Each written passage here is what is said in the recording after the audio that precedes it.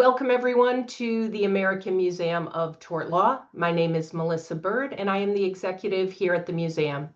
The American Museum of Tort Law is located in Winsted, Connecticut, and it is the only museum in the nation dedicated to educating the public about the vital role of tort law in protecting people from harm and holding wrongdoers accountable. Through our exhibits and our artifacts, interactive displays, we highlight landmark cases that have made our world safer and more just. This year marks a very special milestone for us. It is our 10th anniversary.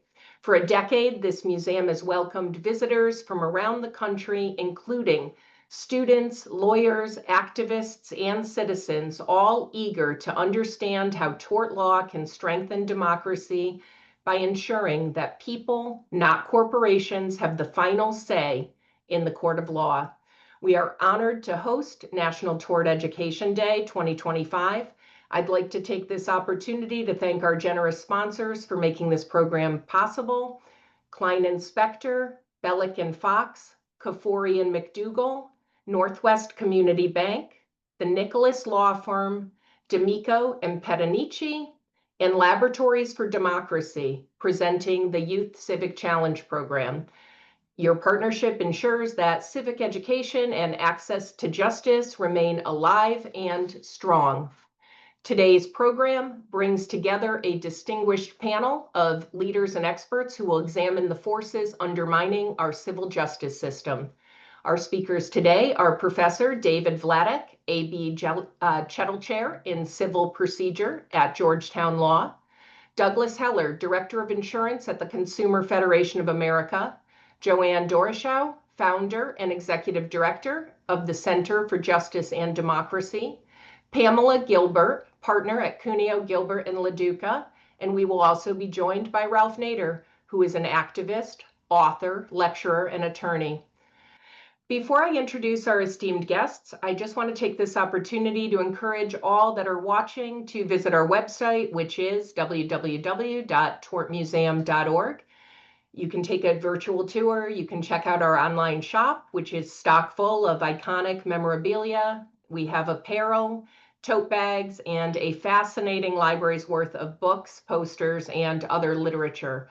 We also encourage you to make a tax-deductible donation if you find our work valuable.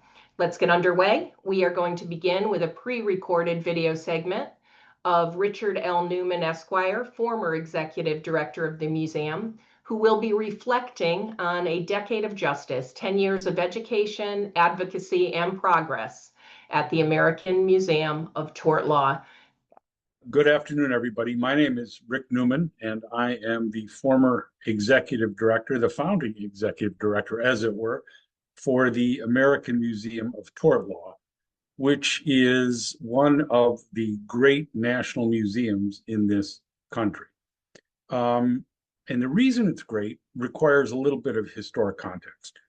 One of the grounds for our Declaration of Independence was that King George had deprived Americans of our right to trial by jury. Trial by jury has been a linchpin of justice in this country since before it was a country. And that encompasses not only criminal law, but civil law, which has two big branches: contracts and torts. And torts is what the American Museum of Tort Law is about. Tort law is the law of righting wrongs. If someone injures another, if a corporation injures another, or a group of people are harmed by the wrongdoing of somebody else, tort law is the body of law that provides remedies for them. It's vitally important. Because of tort law, products are safer, medical care is safer, the quality of life in this country is improved. Tort law doesn't just benefit the person who is injured, but it benefits all of us by resulting in safer means of doing business, safer practices, and safer products. So it's an important and vital part of the law that has been evolving and developing for hundreds of years.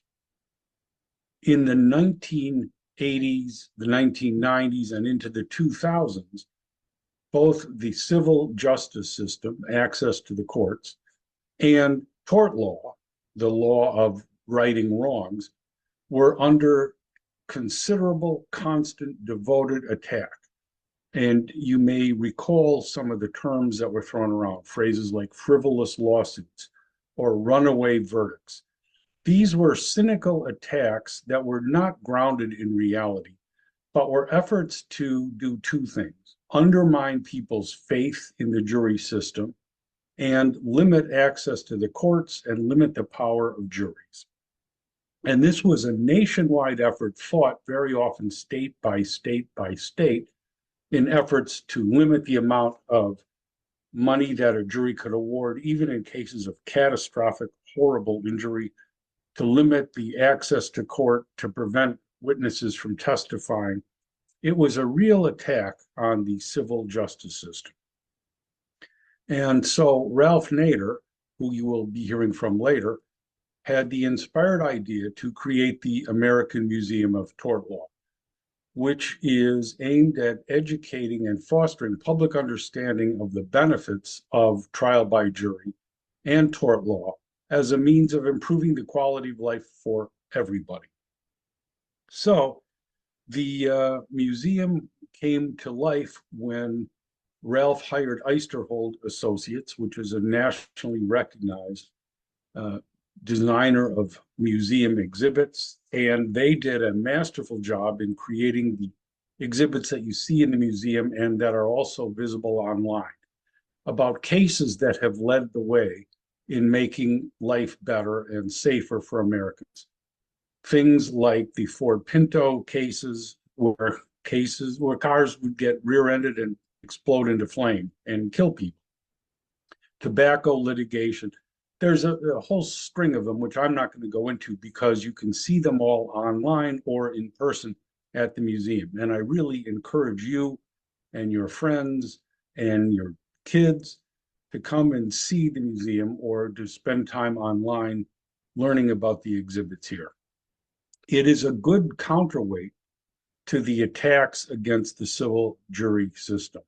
Visitors to the museum come with an open mind or perhaps with a cynical mind and leave wide-eyed and impressed with the progress that the law has made to protect all of us. So when I got involved, we had to create the museum. The exhibits were done, but we had to create the museum, as it were, set up operating hours and the museum store, which is also available online, and you can get cool merchandise there. There's a brochure, there's a bookstore, all sorts of resources are available for scholarship or for just interested people who want to learn more about how our system of law works to benefit everybody. It's hard to believe that it's been 10 years. And what's really neat is that the museum not only continues, but it's continuing to grow. I understand that there is going to be new exhibits, possibly about the firearms litigation that the Koskoff law firm has done against Remington Firearms. And so it's interesting to see that tort law and the civil justice system are not static, but continue to grow and evolve and develop. And the museum will continue to grow and develop and evolve right hand in hand with it. So it is a real pleasure to speak to you all today, and I hope you enjoy the rest of the program. Thank you very much. A special shout out to Rick for saying a few words. And it is a real pleasure for me to introduce our first panelist. It is Professor David Vladek, A.B. Chettle Chair in Civil Procedure at Georgetown Law. Before joining the law school faculty, he spent over 25 years at Public Citizen Litigation Group, a nationally recognized public interest law firm, serving in the last 10 years as the group's director. He has briefed and argued several cases before the U.S. Supreme Court and has argued more than 60 cases before federal courts of appeals and state courts of last resort. He will open with an analysis of how the Trump administration's assault on federal regulatory agencies weaken public protections and affect the ability of citizens to seek justice through tort law. Welcome, David. Well, thank you so much. And it was 26 years working with Ralph, and it was the best job I ever had or could ever have. Let's talk about what Trump is doing to our regulatory agencies that were, that were open to protect us all. So Trump has openly declared war on tort lawyers and the tort system. Uh, and, he's a grifter. He's doing that, because big companies are giving him big money. And so let's look first at the extraction industry. His statements, his Trump statements to the oil industry is basically drill, baby, drill. And he has resurrected the coal industry by forcing two Michigan and Ohio plants to restart coal fire plants, even though they were being mothballed. Why? Because nobody wants to use coal anymore. Everybody east of these coal fire plants, it's just more pollution. As to drilling, the extraction industry is getting a great payday. Most of the oil and gas that ExxonMobil and Chevron extract are from public lands. They do not pay the federal government more than a few pennies to extract tons of oil that's extremely valuable. Let's talk about next. Let's talk about scams. When I was at the Federal Trade Commission, the job was to go after scammers, like Amazon, for example. We sued them 6 times. But by and large, the FTC is not doing anything to protect consumers. What it is trying to spend a lot of its energy against people who want to change their, to change their gender. And so the FTC has been doing a lot of work to go after doctors and other providers, even though the FTC has no remit over the medical community. That's done by states. But by and large, that's what's going on at the FTC. There are, of course, no Democratic commissioners on the commission these days. And it's just so unfortunate to see the FTC, which is really the lawyer for the underdog and the poor guy, just wasting all of that time. Let's talk about the CFPB, the Consumer Financial Protection Bureau. The CFPB was built up after the 2008 debacle, financial debacle. Lots of people lost every dollar they had. The downturn was terrible for thousands and millions of Americans.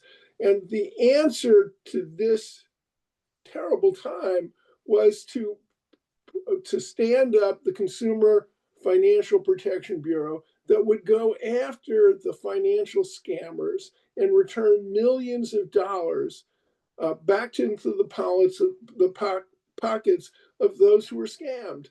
But instead of consumer protection, Trump is giving the scammers a free rein to go back and scam the elderly and the poor. And we need to revive the Consumer Financial Protection Bureau, but only Congress can do that, and this Congress isn't doing anything at all. Let me talk a couple of other things. Let's talk about the Consumer Product Safety Commission. It has an incredible remit. It's supposed to protect us from failed products in the marketplace, particularly those that might hurt kids, families, and so forth. What happened by Trump is what's happened in every other agency. All of the Democratic commissioners and senior staff have been fired. So once again, this is now an agency that is moribund. It isn't doing anything. There are products on the market that are dangerous. The commission is doing exactly nothing, which is exactly what Trump wanted it to do. And last but not least, there's been a hostile takeover over the Food and Drug Administration. The FDA oversees a vast amount of products. People think it's at least a third, if not more, of everything in our economy. It plays a key role in making sure that the foods we eat are safe and secure. It oversees the medicines that you might need to take, all of these things. But unfortunately, Trump appointed RFK, not a doctor, though he seems to pretend one on TV. And certainly has had no formal training on any of the FDA's remits, except that he's making all sorts of claims about well-tested medicines and vaccines. I mean, look what's going on in Texas. There's a huge, you know, there's the measles outbreak there is nothing that's happened in modern time. We're going back to my era when I was, 3 in 1954. There were concerns about it, but this is 2025, and yet we are having a huge outbreak of measles all through Texas and the South. Lots of kids and their families are infected. And measles can be quite serious repercussions for kids and their households. Sadly, it may well be that the tort lawyers are going to have to push hard to ensure that these kids get the protection that they need. But certainly the FDA is not doing anything about it. Let me go back one more point, and then I'll give up the floor. But let's go back to the FTC. One of the things that is really problematic, and parents really, I think, are worried about it, is how long kids, mostly teenagers, spend on the internet.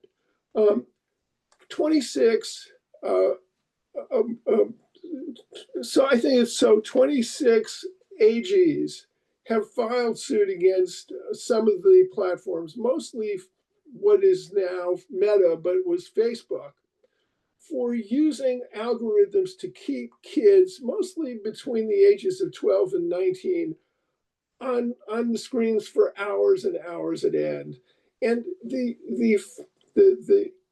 injuries that come about from that kind of exposure have been the headlines on every newspaper, because oftentimes the chat box sort of influences a child to take their own life.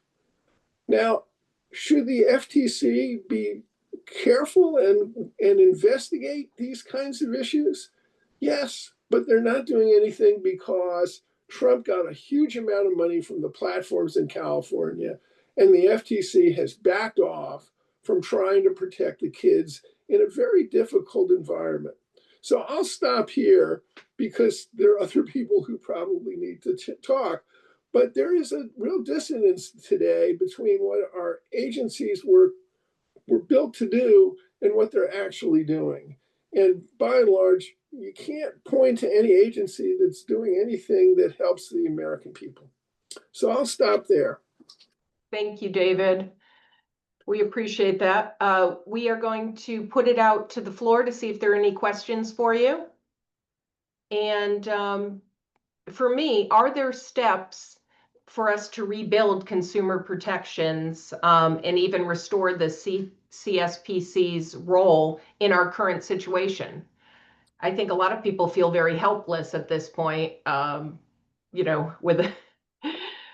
with things. Are there actions that people can actually take? Well, the Supreme Court will decide whether Trump getting rid of all the Democrats at the FTC and in other agencies, whether that is constitutional or not. And that case, the Wilcox case, will be argued in a couple of months. But at the moment, no, the courts haven't fought back on this issue. The law is clear today, but it may not be clear after the Supreme Court gets to it. And so, no, I mean, we need the CFPB, but it has been taken down to the studs. There's nothing left. And so at some point we're going to have to rebuild it. But at the moment, it's very difficult to see how we're going to be able to reinvigorate the the agencies that are supposed to be protecting us, not the big businesses.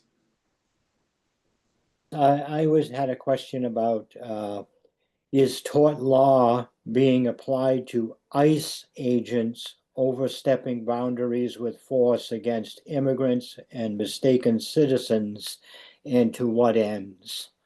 So that's an interesting and an important question. The legal response to an ICE agent who let's say hits somebody, they can be that ICE agent can be subjected to state law that says you can't hit other people.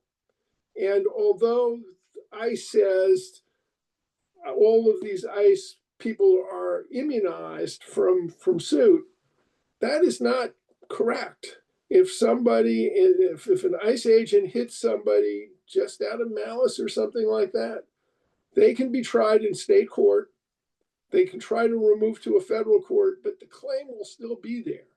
They have no power to hit somebody and simply say, well, I work for ICE, so tough noogies. That's not the way the law works. There have been cases already filed, and we'll see what the state courts do, because nobody, I don't think the folks at ICE even want to see a member of the ICE to take off and hit somebody. So no, the civil justice system and the criminal justice system are both in play. And so if you're the person who, is hit by an ICE person because they didn't like the way you look, well, they can file a tort case. There'll be some immunities, but if they just well off and hit you, those immunities are not going to protect the officer. Can you offer perspective on the theft of intellectual property and the erosion of intellectual property rights within the tort law system? Well, that question is really at front and center because a lot of the training for AI has been done by simply pirating intellectual property that someone else has created. And the courts are grappling with that question. Some have said, well, the companies dealing with AI didn't really want to take away the intellectual property, and therefore there's no damages.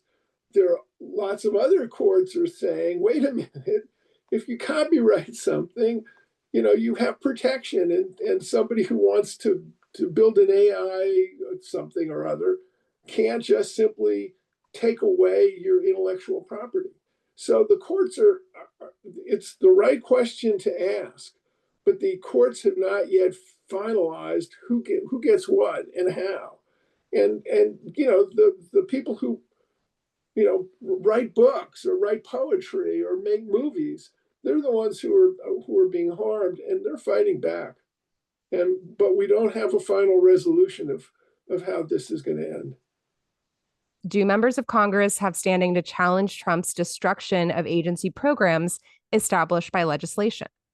That's a very thorny question. And the answer, by and large, is not as members of Congress. Members of Congress can sue under the Federal Freedom of Information Act. They can sue for all sorts of things, but they don't have any particular standing simply because they're a member of Congress. And so there are other ways members of Congress can force an agency to do something. For example, when Reagan took office, he told Congress and got Congress to cut the FTC's budget by 50%. So members of Congress have a lot of power, but not the kind of power that you're discussing. The courts have said members of Congress don't have any more authority to sue the government than anyone else. But I've represented many members of Congress who wanted information from the government, and the government wasn't giving it. Well, there's the Federal Freedom of Information Act, and we've been able to get lots of information from agencies and so forth simply by suing.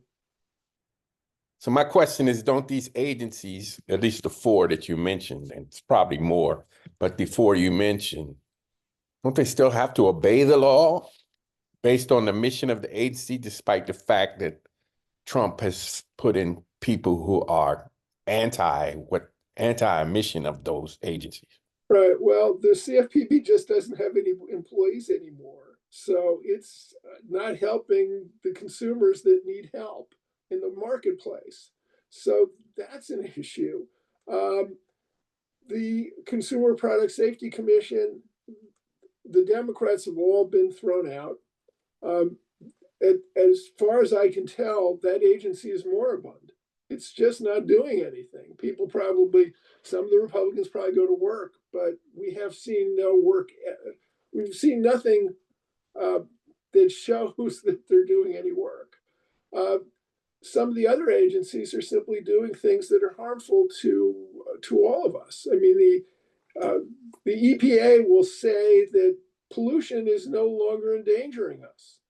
Part of the statutes that the EPA is supposed to support deal with serious risks to consumers and to all of us who breathe air.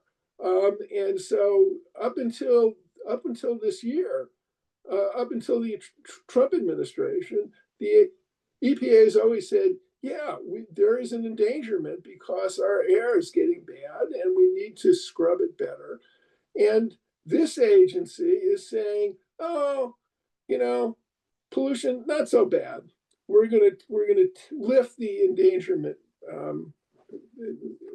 discussion. And so those are the kinds of things that the agencies are doing. They're doing it because Trump wanted them to do it, not because they're fulfilling the role that Congress intended them to play. Is there a place for torts in fighting the Department of Education's erosion of loan forgiveness, threatening cuts to public schools, and states supporting charter schools with public money? Yeah, so those are really complicated questions. By and large, it's going to be very difficult for states to shuffle lots of money to parochial schools. There have been fights about that in the past. By and large, the parochial schools have by and large lost in the meta sense, but the states can still do things like supply books to a religious school.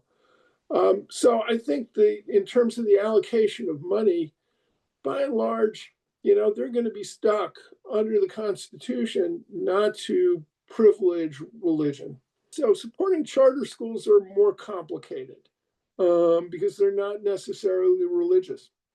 If they're religious, that's an issue. If it's just a new school that has students, public school students who can, get into that school, it's not a parochial school, and the school board could allow that. And there was one more component to your question, which in terms of, I'm sorry, I've forgotten. Loan forgiveness. Loan forgiveness is a huge battle, and as you know, there have been a number of efforts, particularly in the Biden administration, to basically cushion the loans, divert some of the money to provide funds for people who had taken out loans but are not in a position to pay them back. And one of the things that the CFPB was doing, and doing it really well, was to protect people who took out loans but couldn't pay them back, and particularly in the schedule that they were doing. And they were fighting to protect those people. Now, if we were having this conversation a year ago, I would say the CFPB was on your side. They would try to protect you. Today, there is no CFPB. The people who are, are behind in their loans, they're going to have a rough road to hoe because the CFPB isn't there. And there is no agency in the federal government that's going to be helpful to them. And that is a body blow for people, like many of my friends who had to take out loans to get through college or to get through graduate school.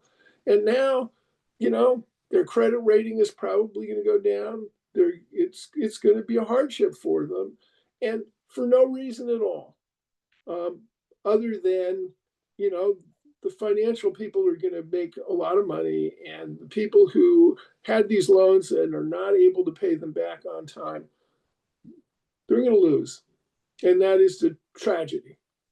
Thanks so much for squeezing us in today. We are greatly, greatly appreciated. Well, Ralph was my boss for 26 years, and it was the best job I have ever had. So thank you all so much. Have a great day. Thank you. Thank you. Keep fighting the good fight. I am really pleased to present our next speaker, Doug Heller. Doug Heller is the Director of Insurance at the Consumer Federation of America.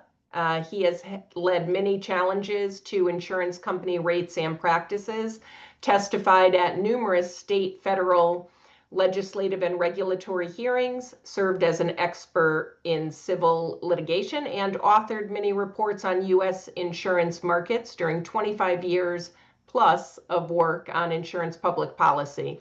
He will be giving us an inside look at the insurance industry's push for tort limits, revealing how financial influence shapes public policy and accountability. Welcome, Doug. We appreciate you being here today. Thanks so much, Melissa. I'm just really pleased to be joining you and all of the guests and all of my panelist colleagues here today, and to celebrate the anniversary of the museum. So I'm going to talk about the way the history of concerted campaigns to limit consumer legal rights ties to an economic cycle of the insurance industry. And as part of this, I'm going to ask you all to kind of accept the premise that the insurance industry has been a primary force in these bogusly named tort reform campaigns over the decades, even if they've tried to hide behind more politically palatable groups like doctors or small businesses. It's really been the insurers driving, at least in large measure, these efforts. And obviously, as the primary payer of claims, settlements, and verdicts, insurers have an interest in limiting consumers' ability to hold companies accountable, which is, of course, a key reason insurance companies, like other corporate defendants, push for changes to the civil jury system. But I'm not going to talk about that incentive to restrict legal rights or the particular types of restrictions insurers advocate.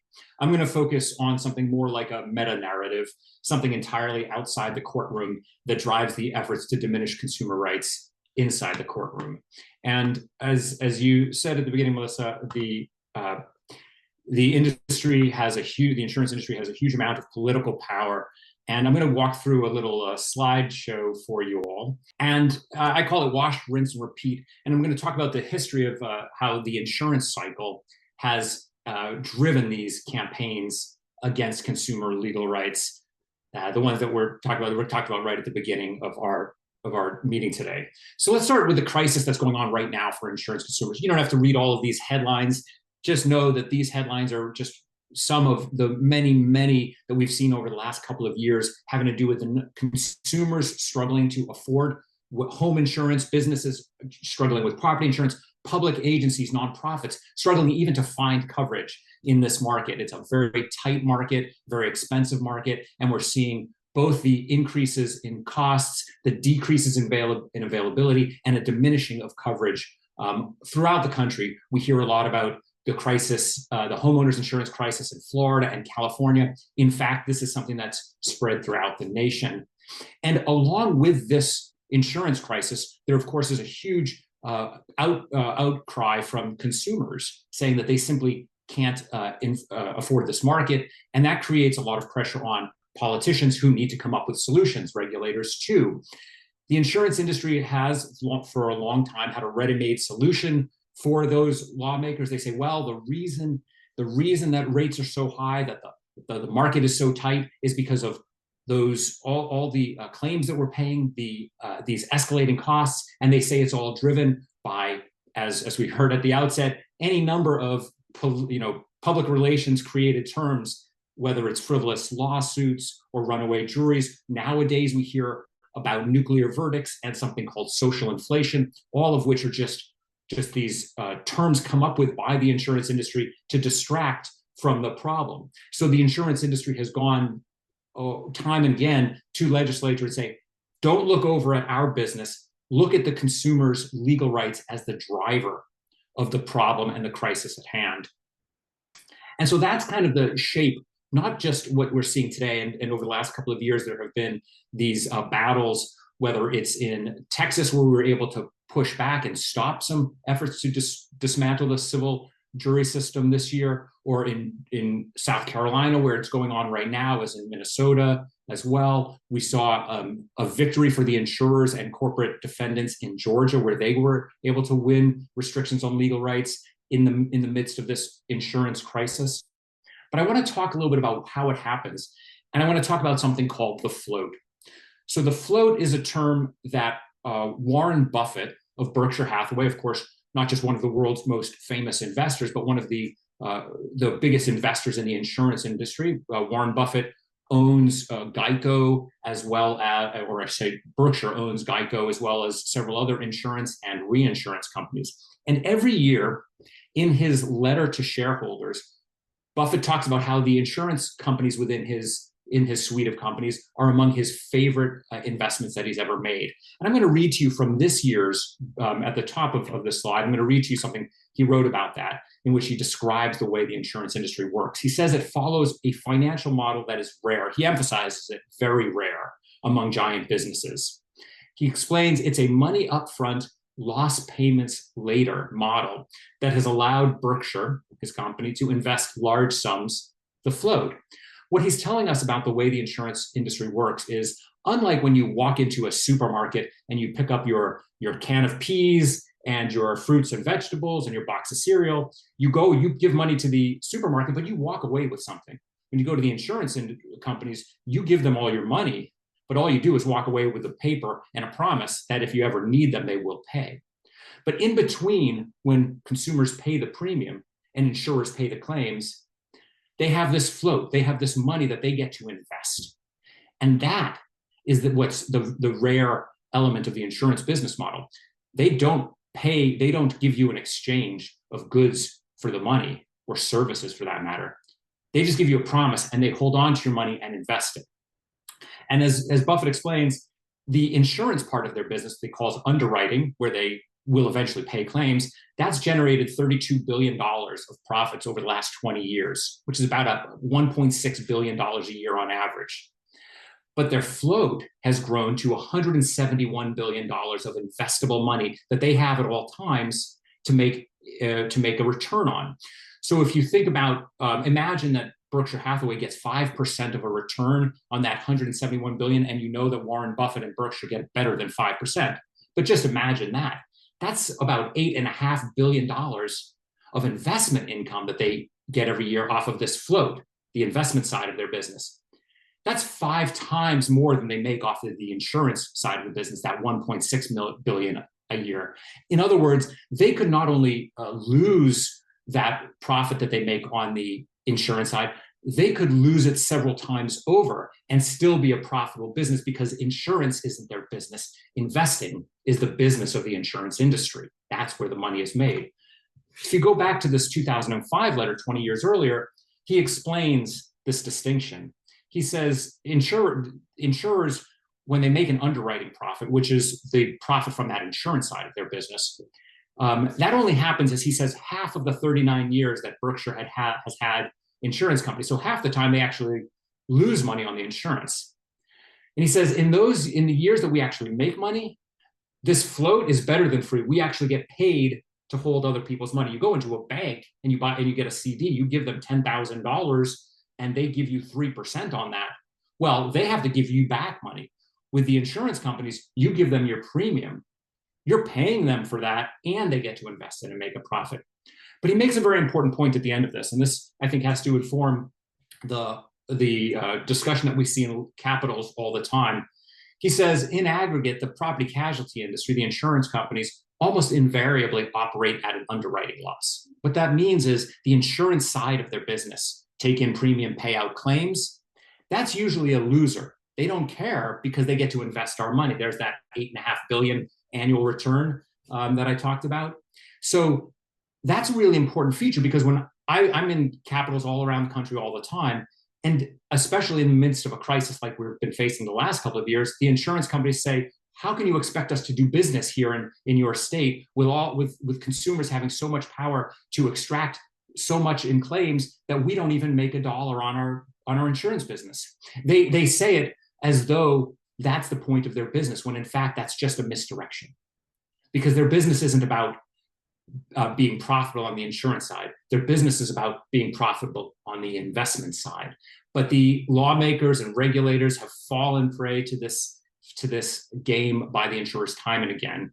And I want to show you a little bit about how we've discovered that. So one of the things that drives the insurance investment portfolio are bonds, public, federal, state, municipal bonds, and corporate bonds. That's a primary driver of the insurer's investment income. And of course, that's tied to the federal funds rate. This is the interest rates that we've been hearing a lot about over the last several months, with President Trump pushing to lower rates again. So what we discovered, and I did this work with Joanne Dorshow, who you'll hear in a little bit, as well as my colleague and mentor, Bob Hunter, former insurance commissioner in the state of Texas. What we found is that the insurance crisis like we're in today, which has happened in several times over the last 50 years, always happens when, as the first insurance crisis that we're going to talk about happened, after there's a precipitous fall in interest rates. When Warren Buffett can't make money on the investment side, that's when the insurance industry goes into crisis. So after the oil crisis back in the early 1970s, the Fed dropped interest rates, and we had an insurance crisis. For those of you who know this history, that was encapsulated by the California battle to install malpractice caps, limits on medical malpractice claims. Then in the 80s, after the Reagan recession and the huge decline in interest rates, then we had another crisis. In fact, every single state in the country had tort reform, so-called tort reform legislation, that in it was 85 or 86. And we had to pass, there was a Federal Liability Risk Retention Act was passed. A number of things were done to address this crisis, where not only consumers were struggling in the insurance market, small businesses, nonprofits, public agencies couldn't even get insurance for liability insurance. So there's that crisis right after that precipitous fall in interest rates.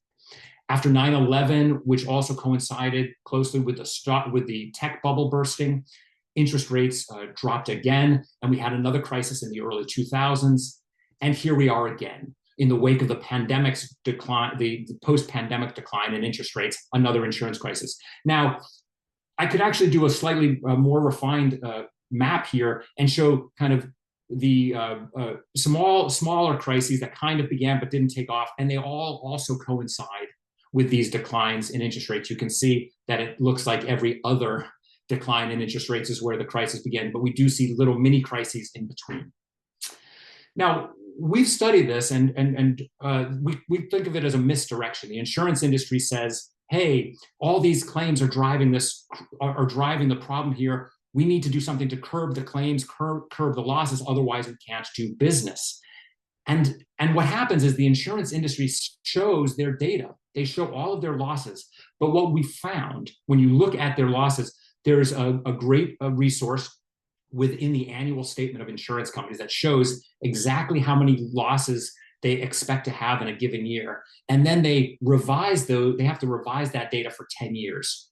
And so you can see 10 years after a particular year, whether or not they got their first guess right or not. And what we've discovered is that anytime you have this drop in interest rates, insurance companies inflate their losses. They overestimate how many losses they have in a year. They go to the legislature and say, see, hey, these high rates, they have nothing to do with us. It's just all of these losses are exploding. Nuclear verdicts, social inflation, frivolous lawsuits, as we talked about earlier. But what we discovered is that when you actually look at the 10-year development of those losses, the initial year was wildly overinflated whenever we're in that crisis moment. And you can see here in the early 2000s, after the 9/11 drop in interest rates, you see a spike in alleged losses that some years later, the companies determined were not actually there. And they overinflated, in that case, losses by as much as 50%. In other words, they said we had $1 billion in losses. And in fact, they only had something like 700 million. And so that's the way the insurance companies use their ability to kind of falsify their own data, get it wrong intentionally to distract from what was really going on. And then what they do eventually is they move that money back into profits or into surplus. And in fact, just 2 weeks ago, there's a report in the Industry Trade Journal that State Farm, who has been a big driver of the so-called crisis over the last couple of years, State Farm, with interest rates rising again, investment income coming back, had to acknowledge in its filings that, well, all of those high losses we've been describing the last couple of years that have forced us to push up rates and walk away from consumers in states like California and Texas and Colorado and around the country. Well, it turns out we got it wrong. We didn't have that many losses, and they've been moving billions of dollars that were supposedly to pay for all of this social inflation, et cetera. They've moved it into their surplus, their $140 billion surplus. That's unreserved, that they can use to get back into the investing business.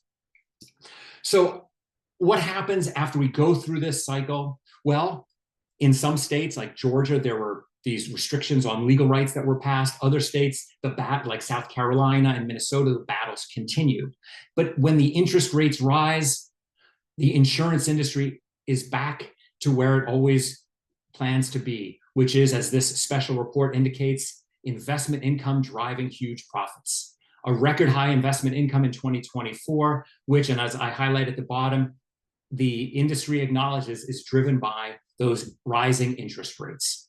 So they tell us to look over here, look at the claims, look at the litigation, but really what's going on is they're hiding the fact that their investment income took a temporary nosedive, and their business model, that very rare business model, doesn't work in those few years when interest rates drop precipitously. And here we are again with the insurance industry having a banner year, 2024, 2025, breaking all sorts of records and billions of dollars. The insurance industry brought in $170 billion of income off of $1 trillion in premium. They're sitting on a $1 trillion surplus, and they continue to spend more than ever on their advertising, on their executives, as consumers are now sitting burdened with the restrictions on legal rights that got passed or that are still being fought out. So with that kind of overview, I hope that you all appreciate the way it's incumbent on all of us, those of us who advocate in this space, those of us who are working with lawmakers or just speaking out as individual consumers, to not be distracted by the PR games of the insurance industry to distract us from what's really going on, which is an insurance cycle that continues to repeat itself decade after decade after decade. So with that, I just want to say thank you, and I'll turn it over if there's some questions. Happy to take them. Awesome. Thanks so much, Doug. During COVID, Americans really drove far less, as we were all trapped at home. Auto insurers saw a record profits, like you were basically talking about, nearly 30 billion by some estimates. I read that you and your colleague, Bob Hunter, both had said that regulators didn't really do enough to make sure those savings went back to the consumers.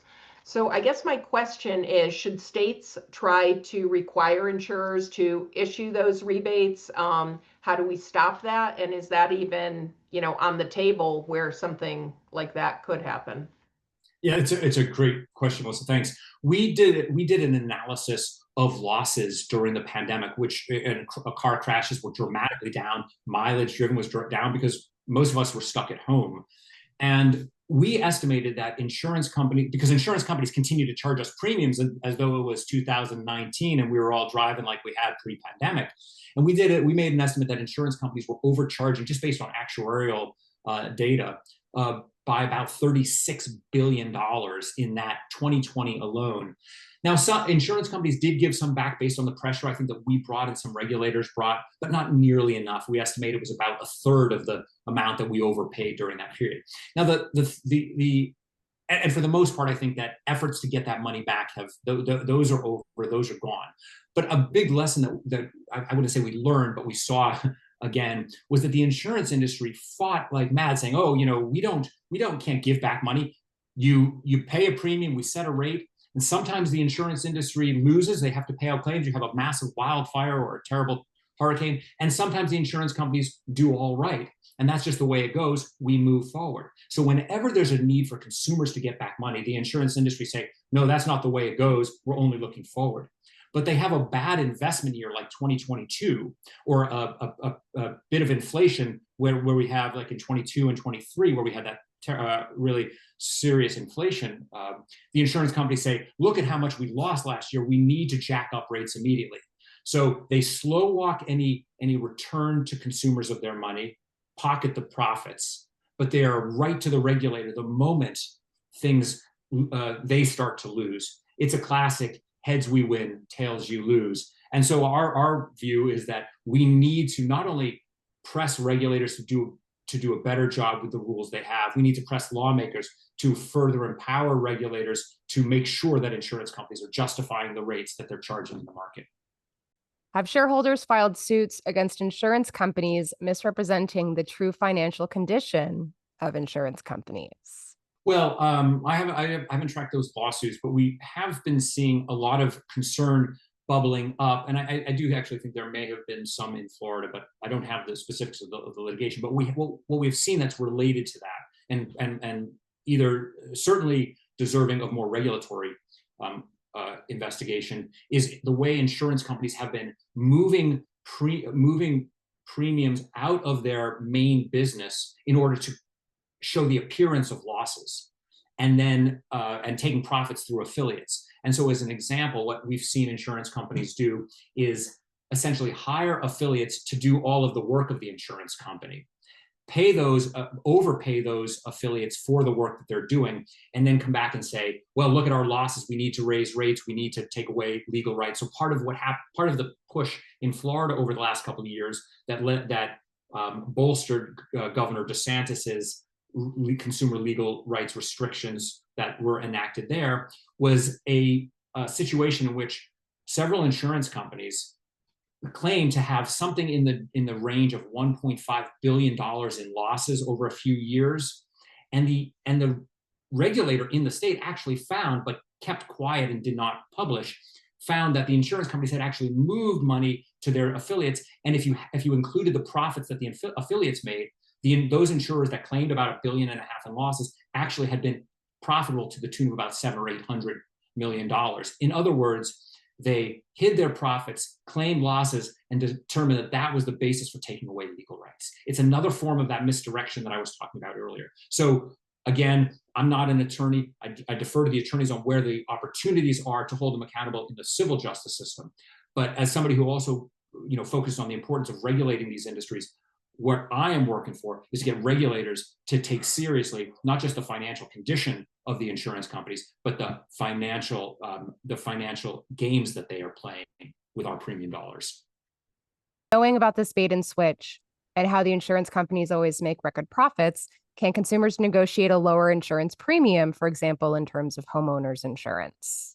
Well, as we often say, we certainly should shop around. The rates, the rate mechanism or the pricing mechanism officially is a formulaic system. And so we don't want to see some consumers being able to kind of negotiate away some of their premium through something that's not structured around the pricing system, because then you could end up having powerful consumers, however you measure that, getting deals, and that's going to shift the burden to those who don't have that same kind of those resources who maybe are more, and we see that as financially vulnerable.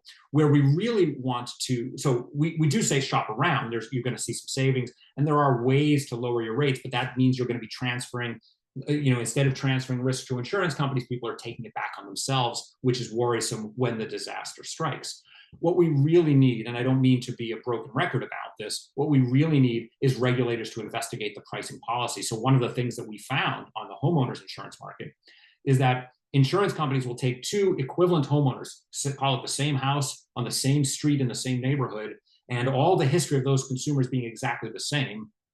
If one of them has excellent credit, an excellent credit history, and the other one has only a fair or below fair credit history, that homeowner with a below fair credit history will pay double the premium that their neighbor with the excellent credit, but everything else the same. So what we really want to do is we want to make sure that the insurers are held accountable, not to have some kind of private transactional negotiations between consumers that will inevitably benefit the consumers insurance companies prefer to have and harm those most vulnerable because the insurers aren't interested in them.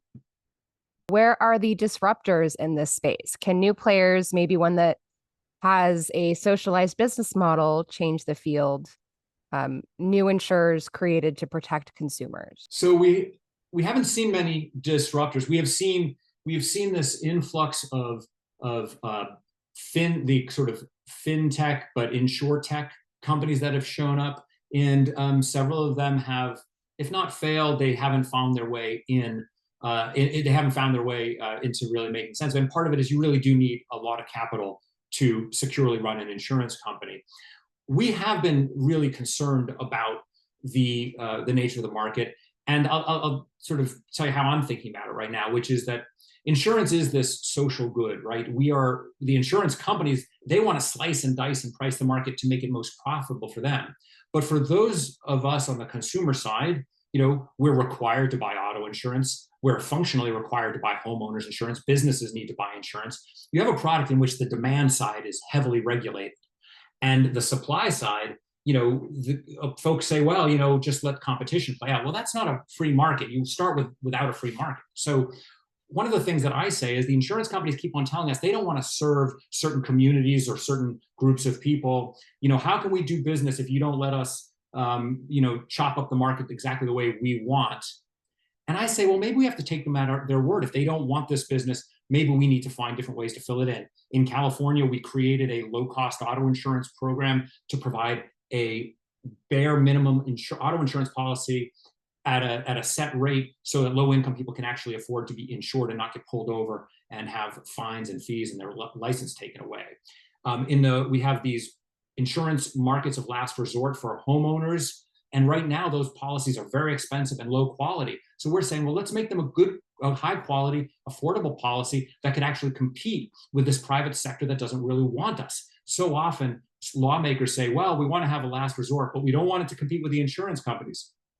Why do we want to compete with the insurance companies that don't want to serve us? So I think that there are ways to think about the public role in providing for insurance, because the private sector has continually failed us when they're not finding the opportunity to make all the money that they want. Do people who live in Europe who carry insurance have legal protections we in the US do not enjoy? Are there things other countries are doing to protect their citizens we do not receive? It's depressing how vulnerable we are in the US to these corporations that are taking advantage of us.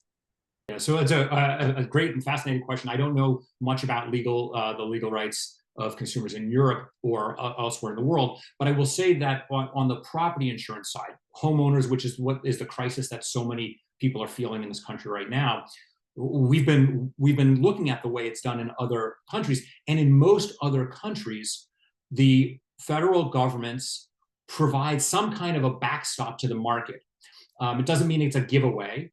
But there's a backstop. We often think of it as a reinsurance of the insurance market that is used to ensure that the private sector insurers don't strip away important coverages. So in America right now, something like 2 or 3% of Americans have flood insurance because it's a separate product that the insurers have stripped away. Earthquake insurance also stripped away out of the policies. Well, most people don't have that either. And if ever those disasters, floods or earthquakes happen, we see huge uninsured losses, and that's a huge public cost. But in a lot of other countries, Europe, New Zealand, Australia, there's a backstop that's created. The public basically says, this is that social good. We have a collective responsibility to each other. Insurance is meant to be a pool. And so we want to be able to pool those resources. So I think we do need to turn to some of the strategies that have been used.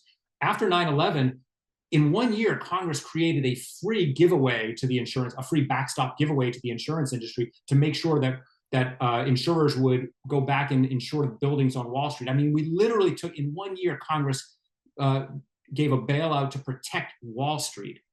And so I think that there's a real need to think about, how do we protect Main Street here? It doesn't have to be through a bailout to the insurance companies, but it should be a backstop that we can all get in together. That's what other countries have done to keep catastrophic exposures insured. Yeah, great presentation. You've alluded to this in several of your responses. Given that this is ultimately a social good issue, would not many, if not almost all of these issues be addressed by restricting, limiting, eliminating for-profit insurance companies and making all these programs government sponsored, so there's no profit motive involved? It's the government providing a service to cover risk for individuals and have a pool comprised of the entire country. Well, so I think that's a really great point. And we do, of course, have social insurance products in America as exist around the world.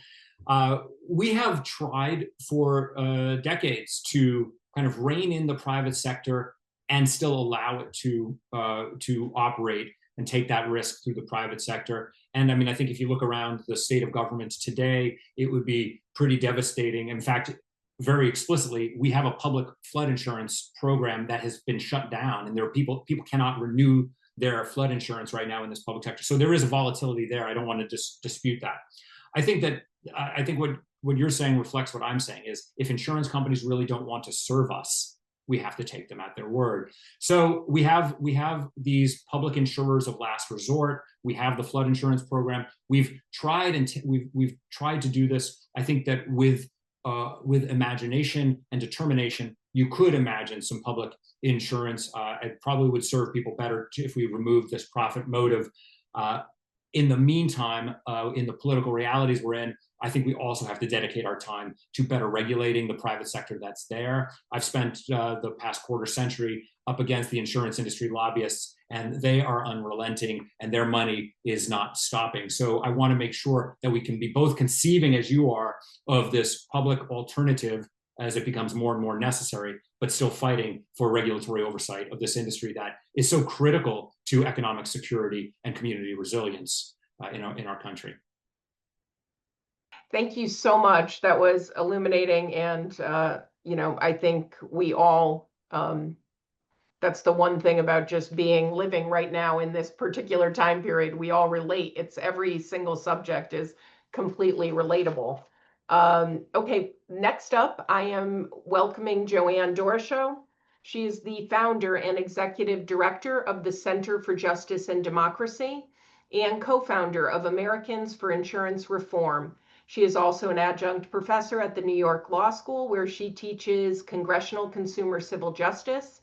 As an attorney, she works on civil justice issues and has developed some of the first educational materials used to fight tort reform, or as Ralph Nader likes to say, tort deform, around the country. She will be exposing today the toll of deregulation and tort reform on children, underscoring how weakened safeguards endanger the next generation. Thank you, Joanne. Thanks. It's great to be here. And by the way, I wrote those educational materials working for Ralph Nader back in the 1980s. So I've been doing this a while.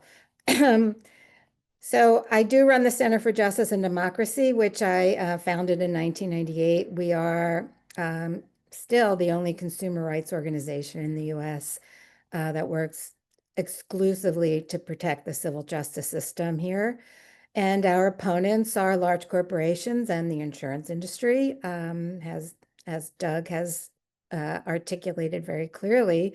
They don't want to be regulated, and they don't want to be held legally accountable when they harm people. So It's pretty simple. And on the regulatory side of things, as Dave Vladeck explained so expertly, we are in a situation now in the US where we've got massive budgetary cuts, staffing cuts, evisceration of federal agencies, deregulation of industries, and all kinds of public protections.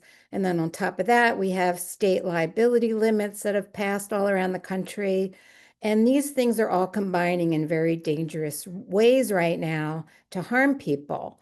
So we've decided to do a series of studies talking about the combined effect of these problems, and to focus on populations that, we should have the most compassion for, but yet are being greatly harmed.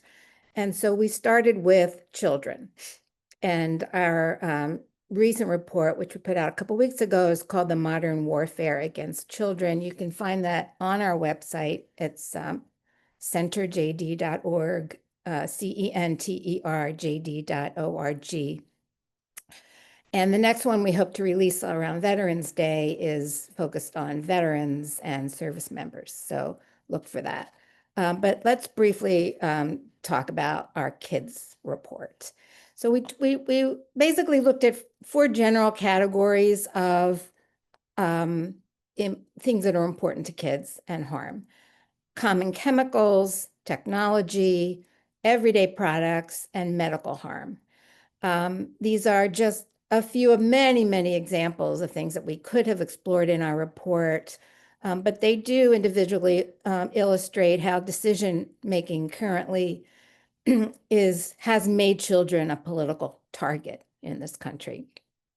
And then where we can, we show how civil lawsuits and the civil jury system can step in where the government has failed. So starting with chemicals, I'll just talk about a couple of them that we looked at. One are toxins found in infant formula. Another are forever chemicals, or PFAS chemicals, as they're also known, found in drinking water. Both of these things are extremely harmful to babies and to children. And this year, talking about infant formula specifically, Consumer Reports put out a pretty big article about toxins found in infant formula. This was followed by RFK Jr. and his buddies in the Trump administration starting a project called Operation Stork Speed to try to improve the infant formula situation, at least safety situation. Nothing really has happened yet there, but let's be honest, any improvement in this space will at a minimum require strong government regulatory oversight and reliance on real evidence-based scientific criteria, which is the opposite of how this administration is approaching this and every other health and safety issue to date. So I don't think anyone has a lot of confidence in this. So this is why the civil justice system remains so important from an accountability standpoint. And our report does discuss some cases against certain infant formula manufacturers, one in particular, which was causing life-threatening intestinal diseases in premature infants. And victims have fortunately prevailed so far in these cases, so that's a good thing. As far as chemicals in drinking water, last year, the Biden administration very importantly issued first ever drinking water regulations to regulate these PFAS chemicals, in large part to protect children. All of this progress is now being unraveled by the Trump administration. Luckily, some states and state attorneys general have stepped in to try to fill in some of this regulatory void. And it is why we work so hard when we work on federal legislation to make sure that states have authority to protect their own citizens when at all possible. So I'm going to move now to technology.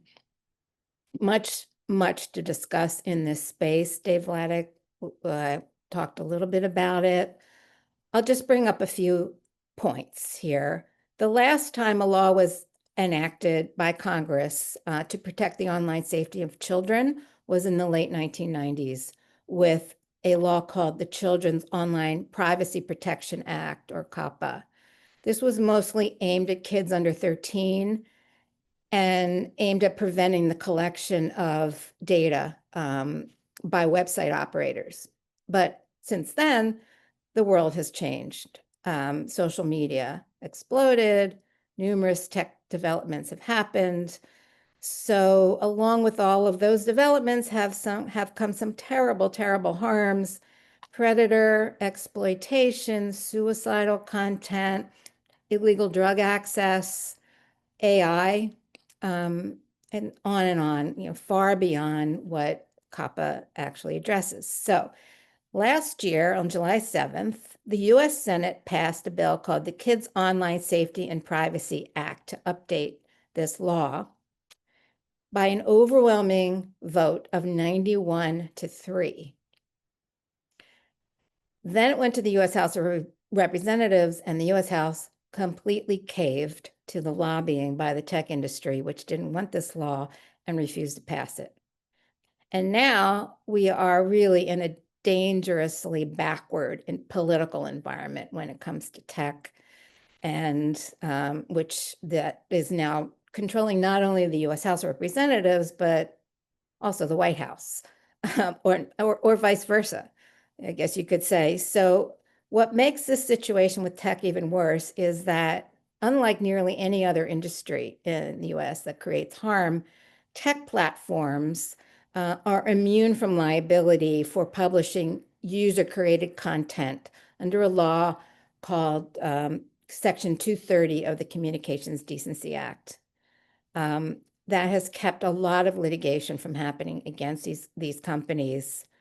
Luckily, some other legal theories have had some success against the companies. For example, we talk in our report about a case being brought by 60-some families against Snapchat under product liability theories, saying that the design of Snapchat facilitated the sale of counterfeit, fentanyl-laced drugs to teens, which killed them. So these are product liability cases, wrongful death cases. Snapchat has, of course, tried to defend itself by citing Section 230. So far, they have been unsuccessful. So we're monitoring these cases to see where they're going. And I should note that just very recently, a new piece of legislation was introduced bipartisan in the Senate that would deal with the horrible problem of AI companions that are synthetic relationships that have led to teen suicides, by age gating the use of this technology, and other kinds of mechanisms to control it. So we'll see what happens with that bill. Speaking of products, product safety, David talked quite a bit about the CPSC, the Consumer Product Safety Commission.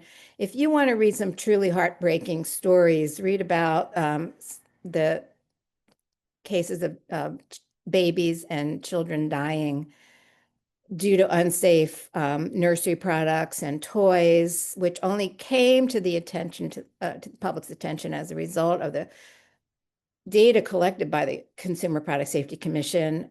These are products that never should have been on the market, and we only learned about them through the really incredible hard work of the staff, former staff of the CPSC, including, by the way, our next speaker, Pam Gilbert, who was the executive director of the CPSC in the Clinton years. These are incredible staff people that now, as David explains, no longer exist. Trump is trying to eliminate this agency, making it basically disappear as an independent agency by putting it under the control of RFK Jr. and then severely cutting its funding and staff. They've taken major steps to stop the agency from collecting data for patrolling for hazards and eliminate safety standards.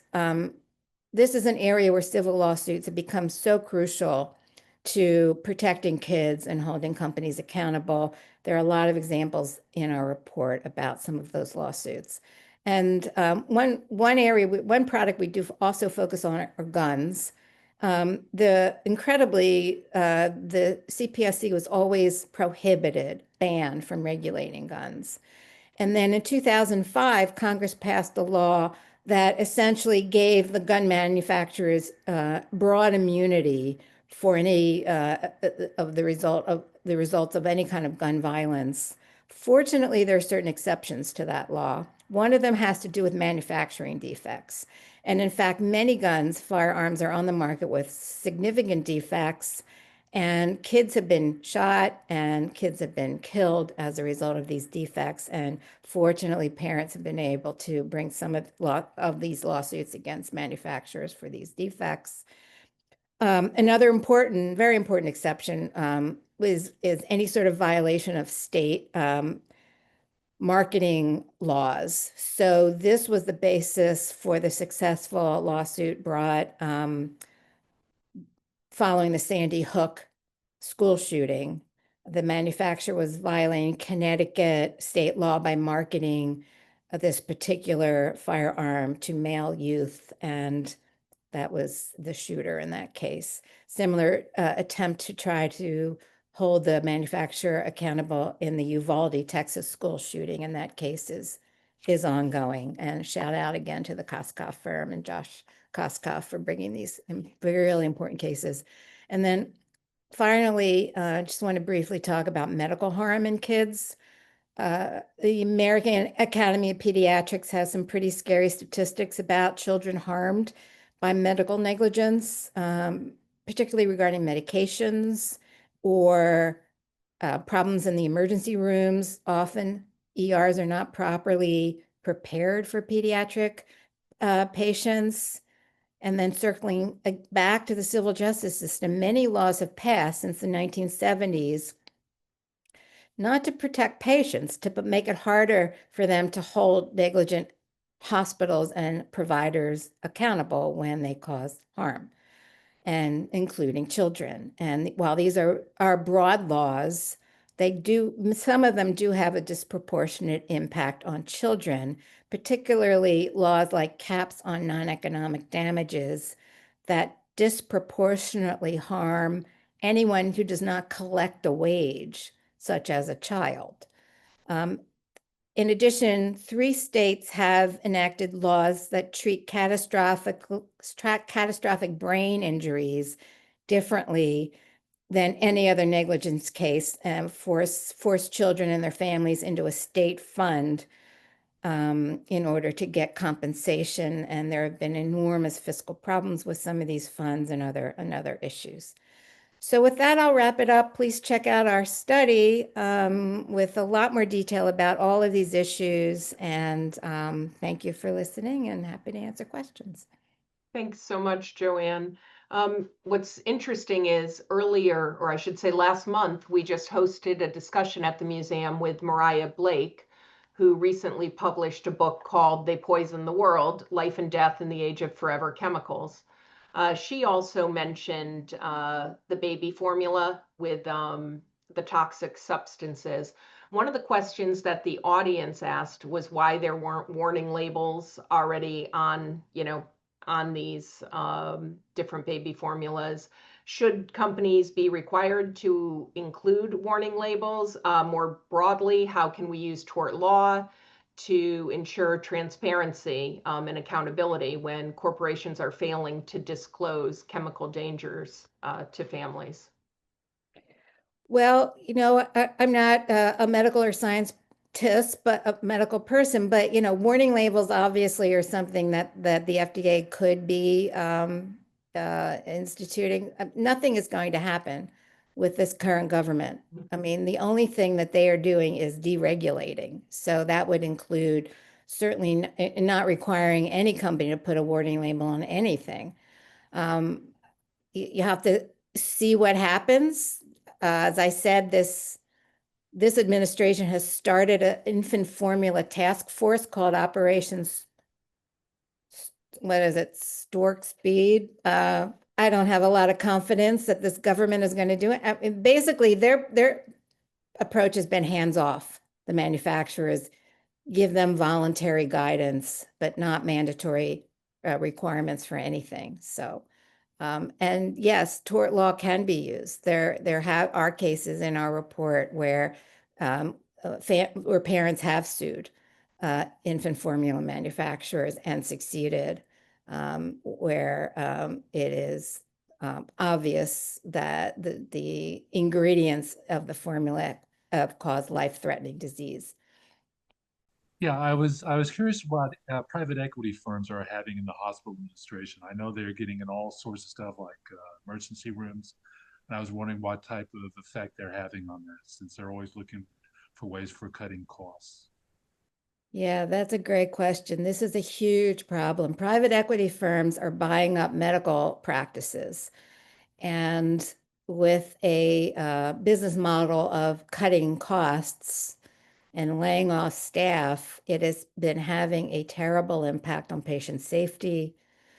If you take a look at our website, and I think somebody has put our website in the chat, just search around private equity and you'll see that we put out a backgrounder about this last year on the impact of the scooping up of medical practices by private equity. A lot of hospitals in rural areas have closed as a result of this. And then just where hospitals are being controlled by basically, money managers, the medical staff are very upset about being told to cut costs, where obviously this is going to harm patients. So it is a big problem. I have a background in tort law myself, working in the legal profession for over 20 years in products liability, class action torts, toxic torts, and environmental law torts. One of the things that I've noticed with regard to the statute that's in effect for in federal court, being the Federal Tort Claims Act. Now we know that most torts are at a state level, but in the event of that the federal government is required to execute, such as the Consumer Protection Act and its administration, there are omission to act rules. So in the event that the government does not execute on its promise per the act, ostensibly in the event of some plaintiffs being injured by lack of protection, or the same would apply with the Fair Credit Reporting Act, by virtue of their omission, given that they do not have staff, that still negates their liability to be able to provide for their protections to people whose injuries that they have suffered, given that that would then set up some form of counterclaim or some other cross-claim that could effectively be filed in federal court that would go to negligence, particularly in the omission to act rules arena. So you're talking about trying to use the Federal Tort Claims Act to sue government agencies? Yeah, so there's largely two prongs to this. The first prong is that any employee who doesn't of any of the agencies who doesn't necessarily act accordingly per the act, in the event that those people are not there to perform those acts, that still allows or enables the federal government and the agency to be liable. Now, that applies at an operational level. At the regulatory policy level, there is a form of immunity. You could say that there's sovereign immunity or absolute immunity, but in the event that it goes to a particular employees that are not available, then that would be a qualified immunity, and that they would still not be able to hide behind the immunity so that they still would be liable. And then we could effectively attach injured plaintiffs to a class action complaint. I mean, look, I mean, I think what you're talking about is something that we'd have to look at the facts, what type of injury we're actually looking at here, a tort. But the thing to keep in mind is there is enormous immunity for government officials and governments in the United States.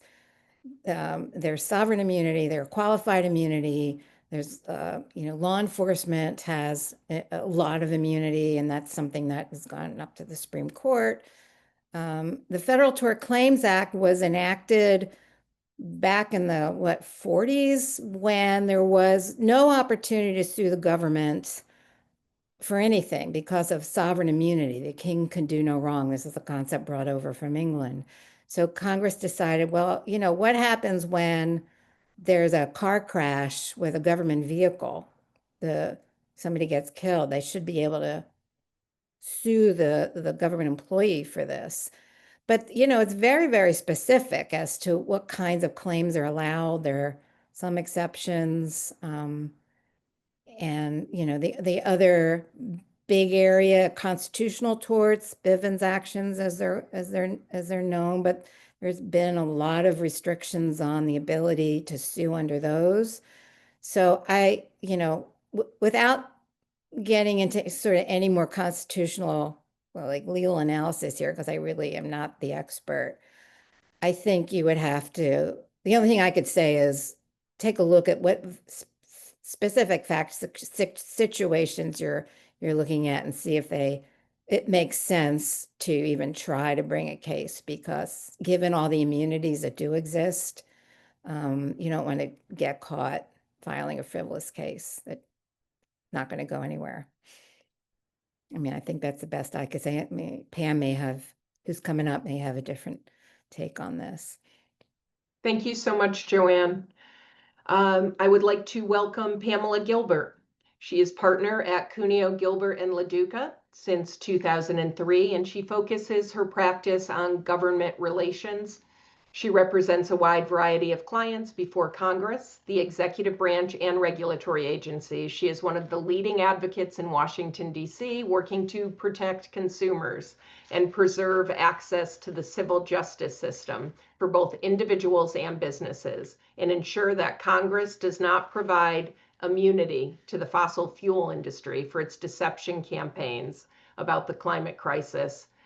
She will be examining the broad corporate push for broad legal immunity, revealing how powerful industries seek to exempt themselves from accountability. Welcome, Pamela, and thank you for being here.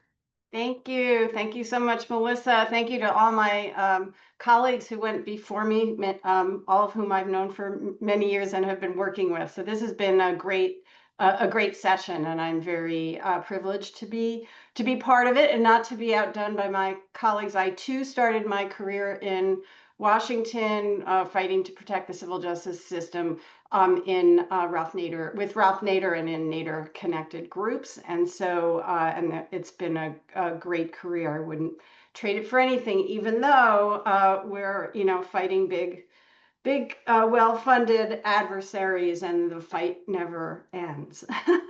So I'm going to talk about three, just examples of three efforts that are going on right now in the U.S. Congress by major industries to try to immunize themselves from accountability in the courts. But on the good news side, none of them have succeeded yet. We're in the fight, and we will be at least for till the end of this Congress. But so far we are prevailing, so that's good. You know a lot about the U.S. civil justice system, but just to give you a little bit of a preface before I jump into my examples. So the U.S. civil justice system allows anyone to seek redress for legal wrongs that have been done to them. It's actually envied around the world for its open access. It doesn't guarantee an outcome, but you can have your day in court. And it's the one place that still is not controlled by the super rich, by big corporations and their lobbyists, or by politicians. It's the one system that isn't rigged. for the most part. I'm not going to go into that now, but for the most part, it is a fair system that gives us a level playing field. So we're not surprised that huge corporations and their trade associations have been trying for decades to block access to the courts, the one place that they don't control. And as I said, I'm going to talk about 3 efforts underway right now to give mega corporations a get out of jail free card to escape being held accountable for harms they are causing. The first one I'm going to talk about, and all of these issues have been alluded to by my colleagues earlier on this session. So the first one I'm going to talk about is pesticide preemption.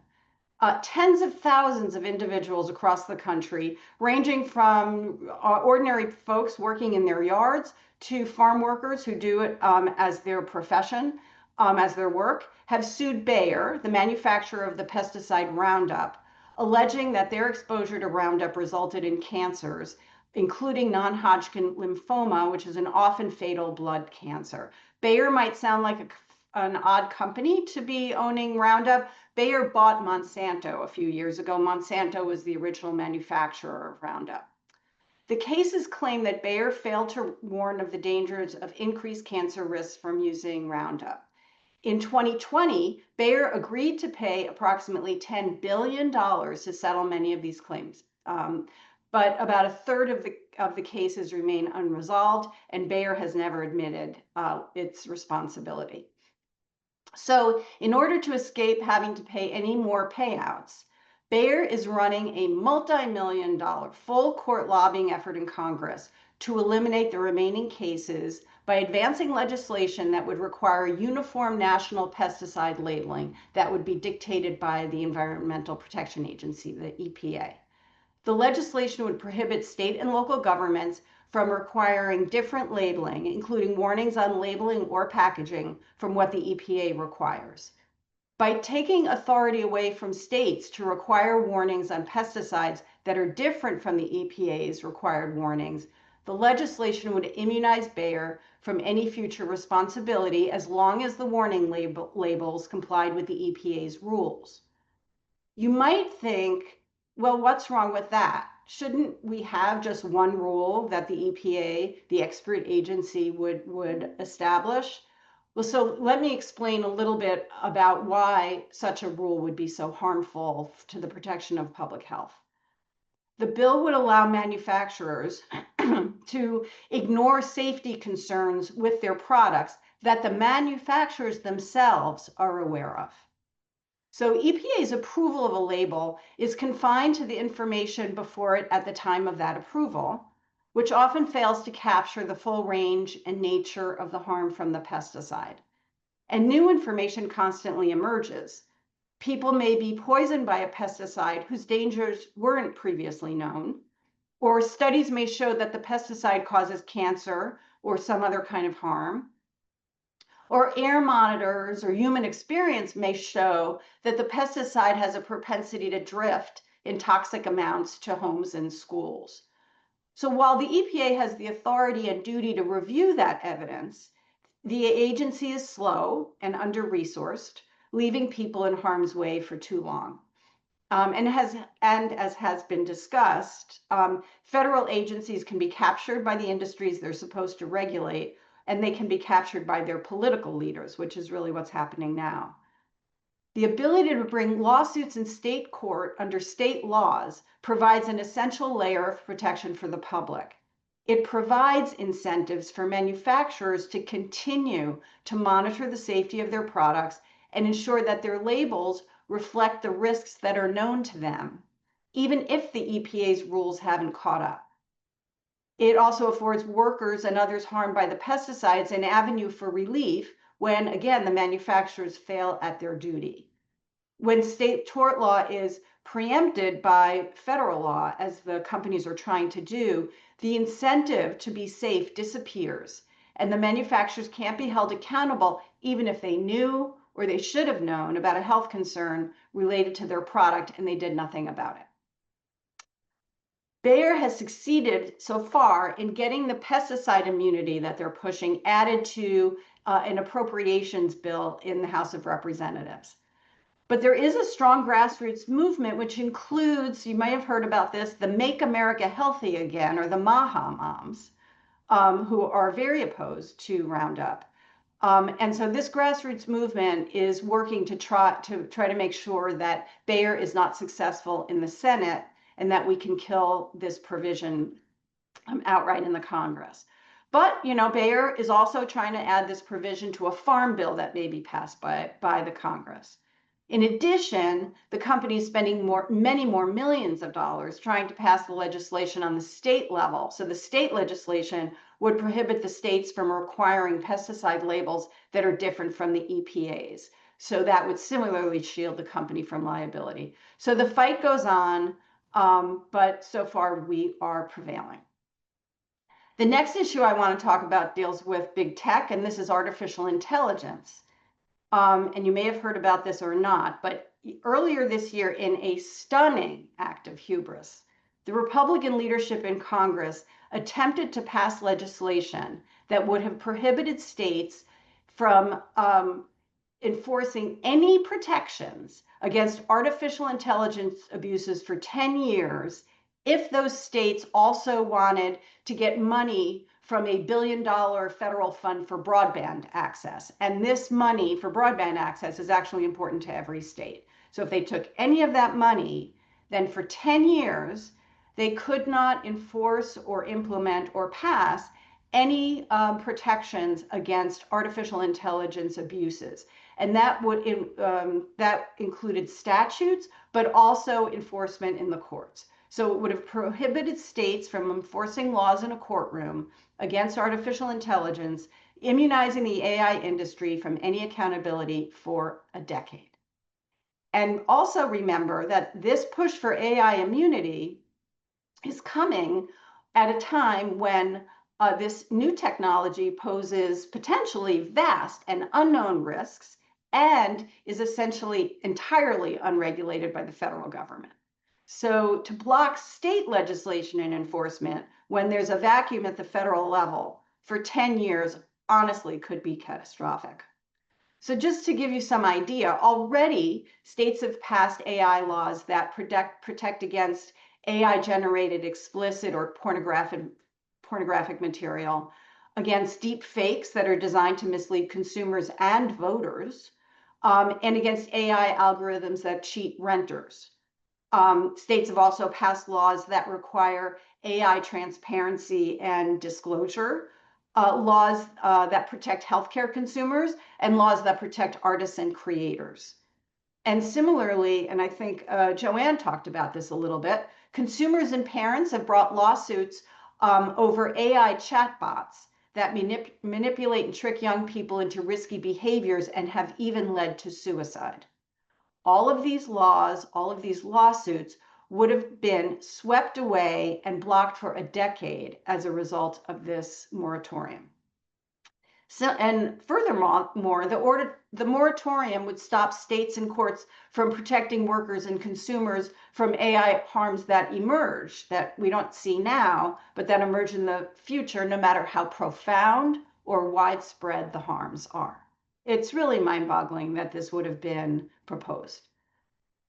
So on the good news side, what happened in a rare and overwhelmingly bipartisan move, the AI moratorium was rejected in the Senate by a vote of 99-1.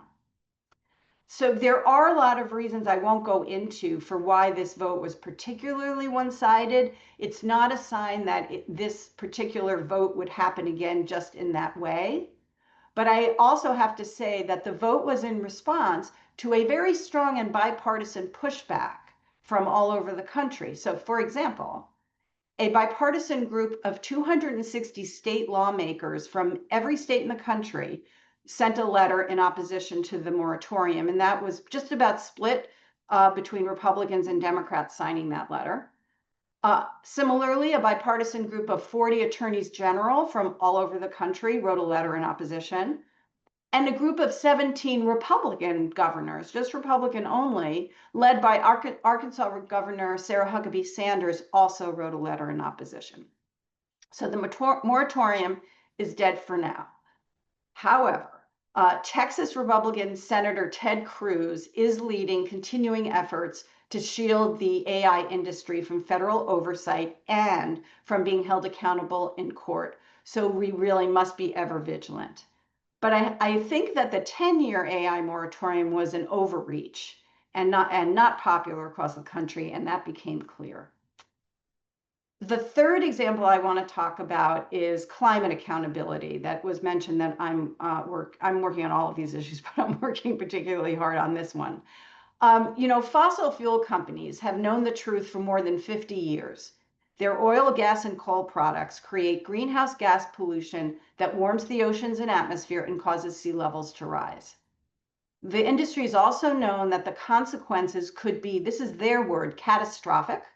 And they were aware, again, quote, once the effects of climate change are measurable, they might not be reversible. In fact, the industry was so certain this result would occur that many companies took steps to protect their own assets from rising seas and more extreme storms. But nonetheless, these companies and their trade associations engaged for decades in a coordinated, multi-front effort to conceal and contradict their knowledge, discredit the growing body of publicly available science, and persistently create doubt in the minds of the public about the reality and consequences of climate change. They did this so they could sell more oil and reap the profits, and they did this to evade accountability when the truth became clear. But we're trying to hold them accountable. 11 attorneys general from across the country and dozens of municipalities have filed lawsuits against the oil majors for deceiving the public about the climate damages they knew their products would cause. These cases seek to make the companies end the deceptive marketing campaigns and pay for the damage they knowingly caused so that communities aren't stuck footing the entire bill for climate adaptation and resilience. Several of the cases have cleared motions to dismiss, and they're moving along in court. But as you may recall, candidate Trump promised the oil majors he would be very kind to them if they raised $1 billion for his campaign. And while I don't think they hit $1 billion, the fossil fuel industry ponied up hundreds of millions of dollars to help him get elected.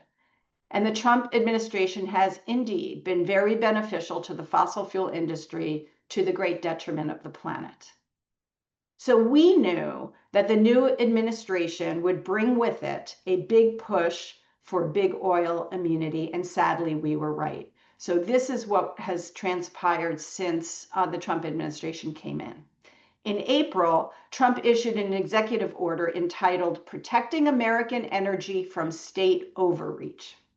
Trump asked his Department of Justice, tasked the Department of Justice with identifying state and local laws, regulations, causes of action, policies, and practices that, quote, burden domestic energy sources and may be unconstitutional, preempted by federal law, or otherwise unenforceable. He asked Attorney General Pam Bondi to, again, quote, expeditiously take all appropriate action to stop enforcement of state laws and continuation of civil actions aimed at stemming climate change. So very soon after, Bondi sued the states of Hawaii and Michigan, but she sued them before they filed any climate lawsuits. So the attorneys general of both states had said they were planning to file climate accountability cases. And on the basis of those statements alone, DOJ went into state court to stop them. As Michigan's Attorney General Dana Nessel said, this lawsuit is at best frivolous and arguably sanctionable. To its great credit, Hawaii filed its own lawsuit that afternoon, wasn't deterred. And Michigan, while it has yet to file its own case, we believe a case is in the works. So Trump's frivolous lawsuits have not stopped those cases from going forward. But right after Trump issued his executive order, 16 Republican attorneys general sent a letter to DOJ in support of that executive order.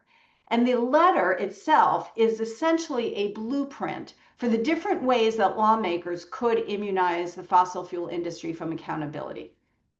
In their letter, the AGs urged the administration to assert federal preemption of state laws or causes of action that seek to impose accountability on energy companies for climate change. So they'd like the federal law to preempt or stop these lawsuits. Sorry, my nose is running.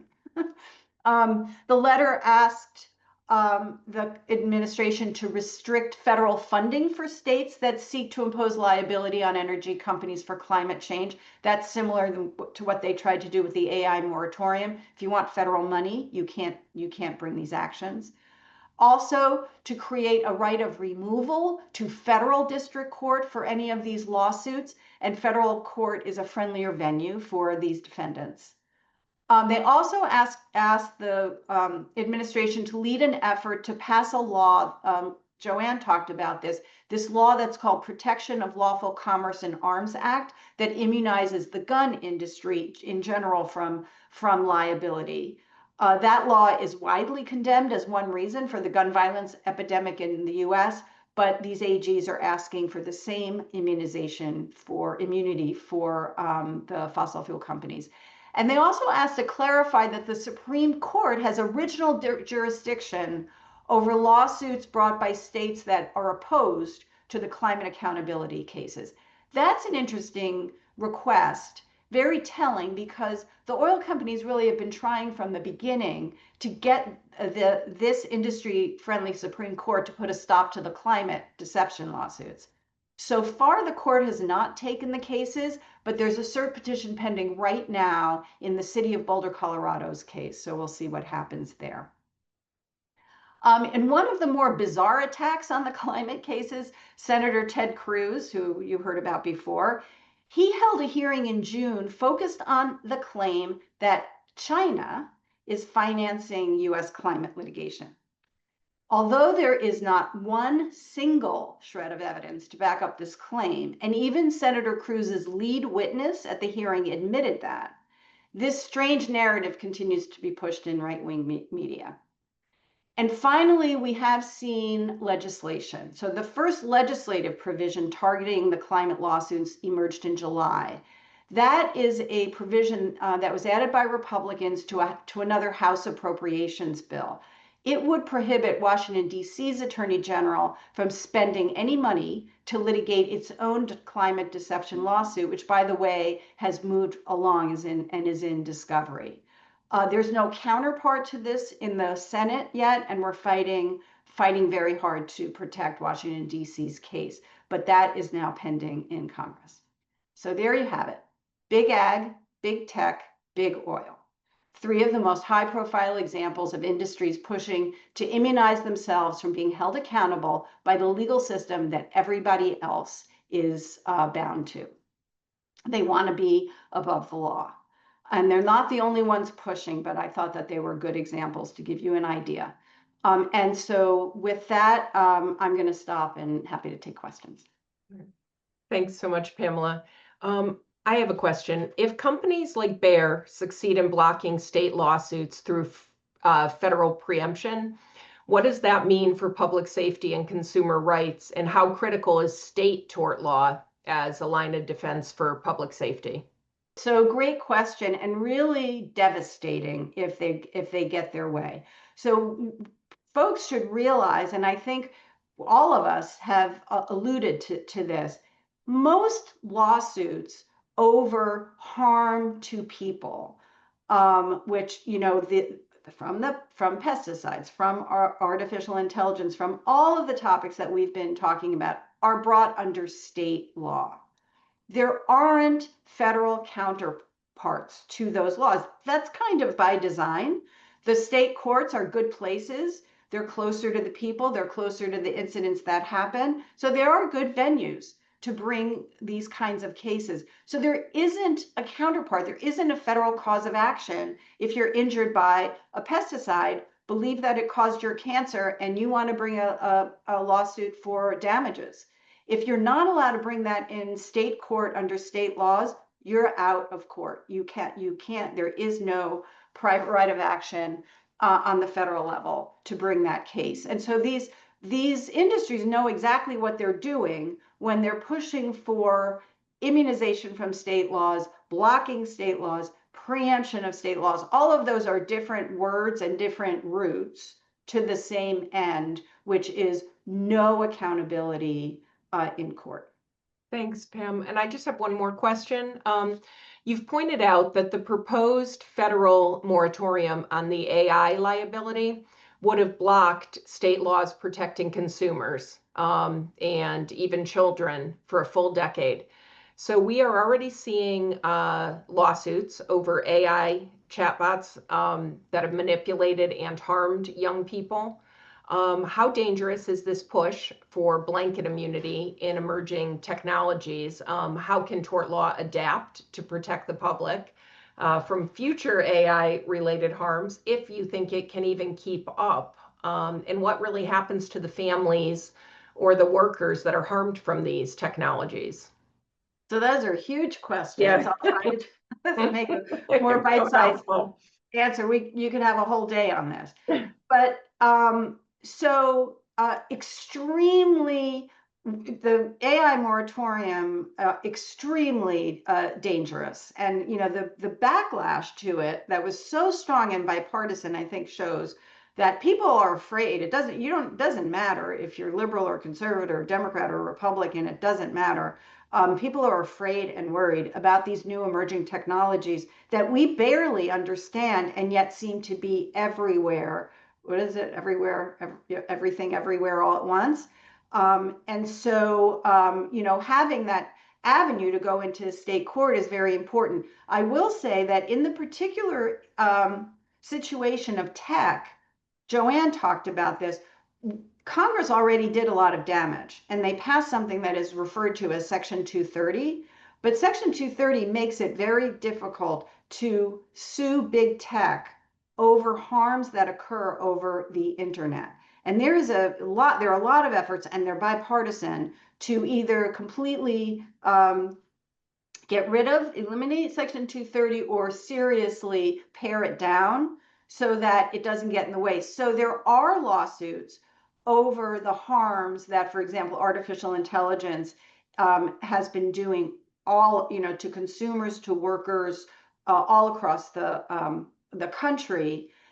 But they need to play out, and nobody knows how Section 230 is going to play out in those cases, and whether it's going to be an impediment to folks having their day in court. I think that's why Joanne talked about how some people are bringing product liability lawsuits that are a particular state law type of lawsuit to try to get around Section 230. And we just don't know whether that's going to work. But I would also say, you've heard about the regulatory system today, and you've heard about the civil justice system today. And I hope if you take away just one thing from today, is that we desperately need both.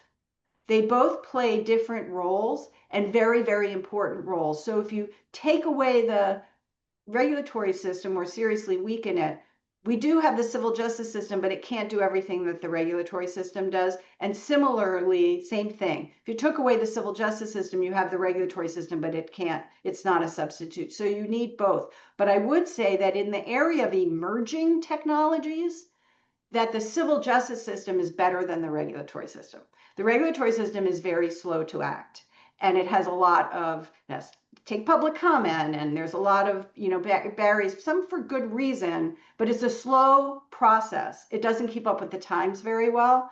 The civil justice system is better at that, so that when the defendant knows something about their own product, even if it's not regulated, if they know and they don't take steps to protect the public from the harm they know that their products or their services are causing, that they can be held accountable in state court. And that's a way that our laws can keep up with the technology, in some ways anyway. Awesome. Thank you, Pamela. I think that we are all set. I'm going to introduce Ralph next. And he is a speaker that needs no introduction. Ralph Nader has founded dozens of organizations, including Public Citizen, the Center for Auto Safety, the Center for the Study of Responsive Law, and the American Museum of Tort Law.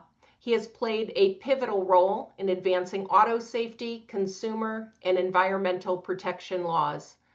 Ralph will be closing today's event with the decline of the civil justice system, realities and remedies, reminding us that protecting our right to justice is essential to preserving democracy itself. Welcome, Ralph.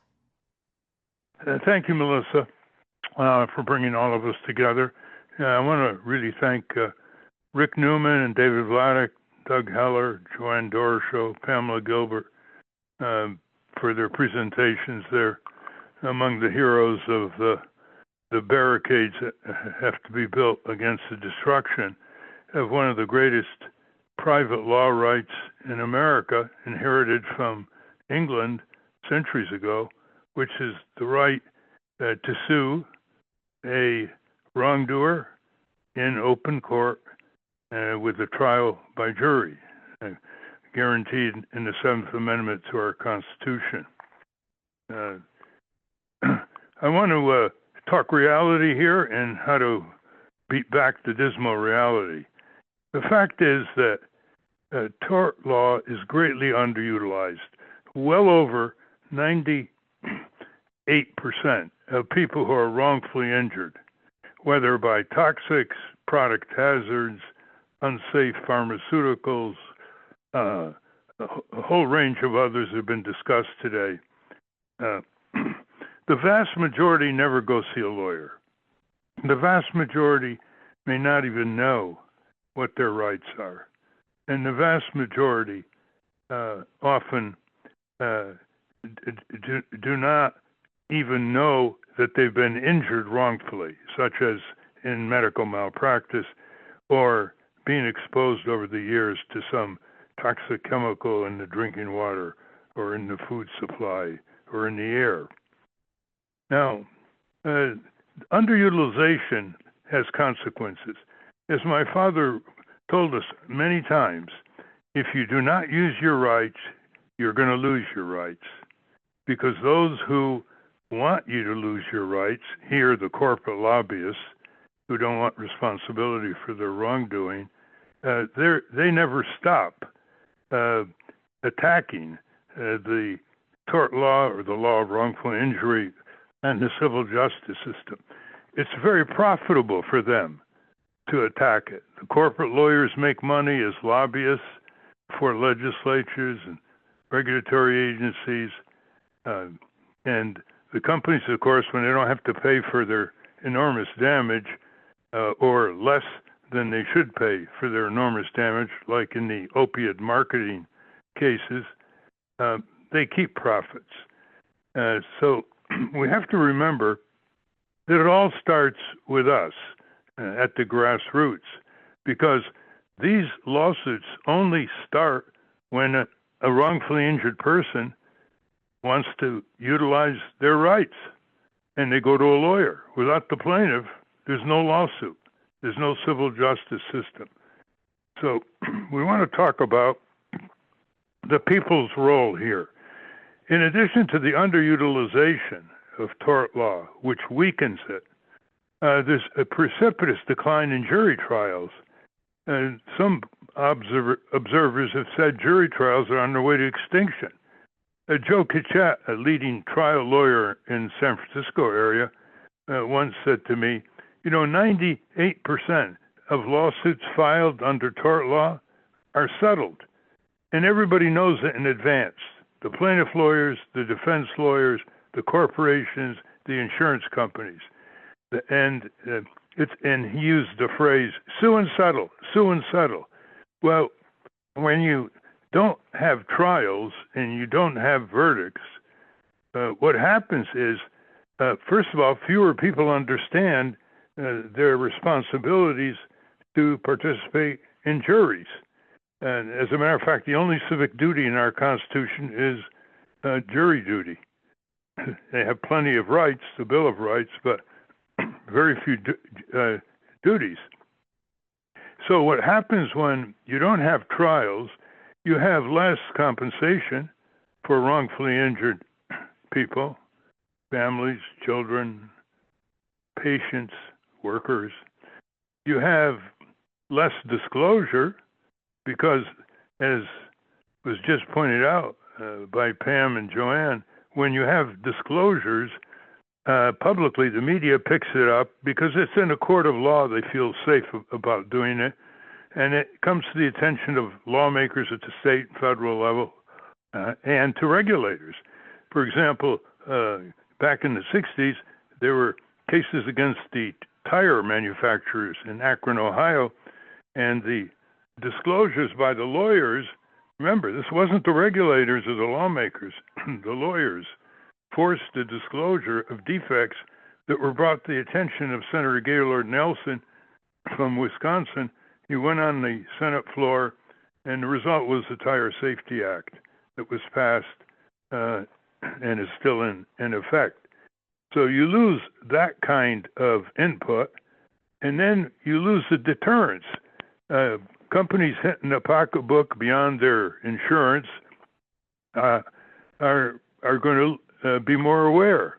They often don't like their executives to be dragged into depositions, which can be made public, embarrass them. So you lose deterrence, you lose the disclosure function, which leads often to broader regulatory standards, and you lose billions and billions of dollars of compensation to wrongfully injured people. And sometimes the taxpayer has to make it up. Medicare has to make it up, or some other social safety net that the taxpayer pays for instead of the wrongdoing corporation or other wrongdoers.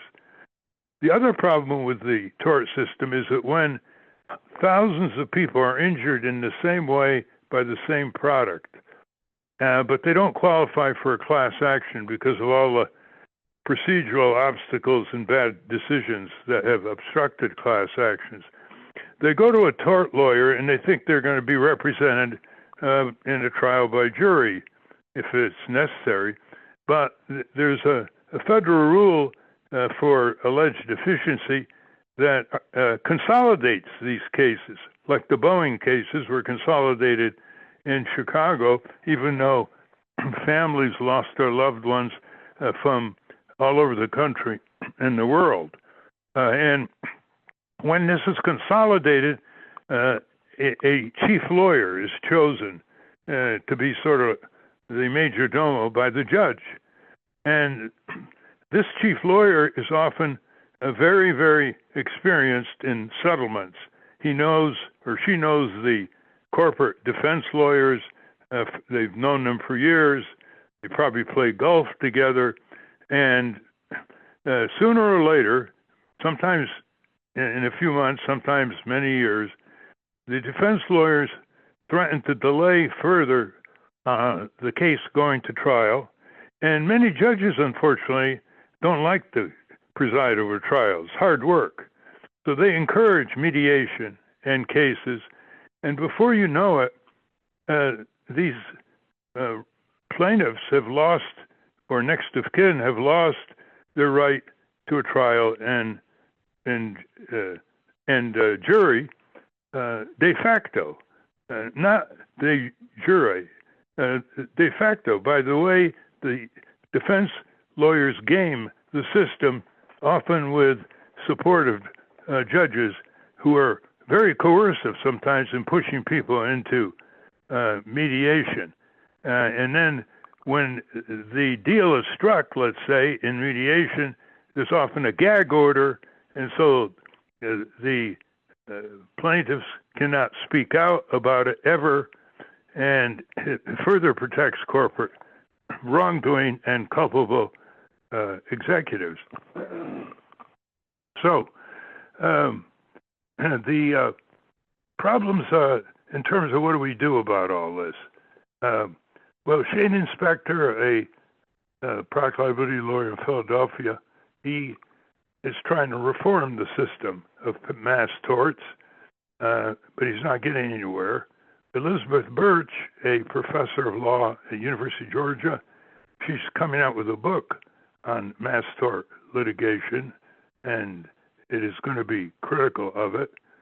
And there we are. So where are the plaintiff lawyers?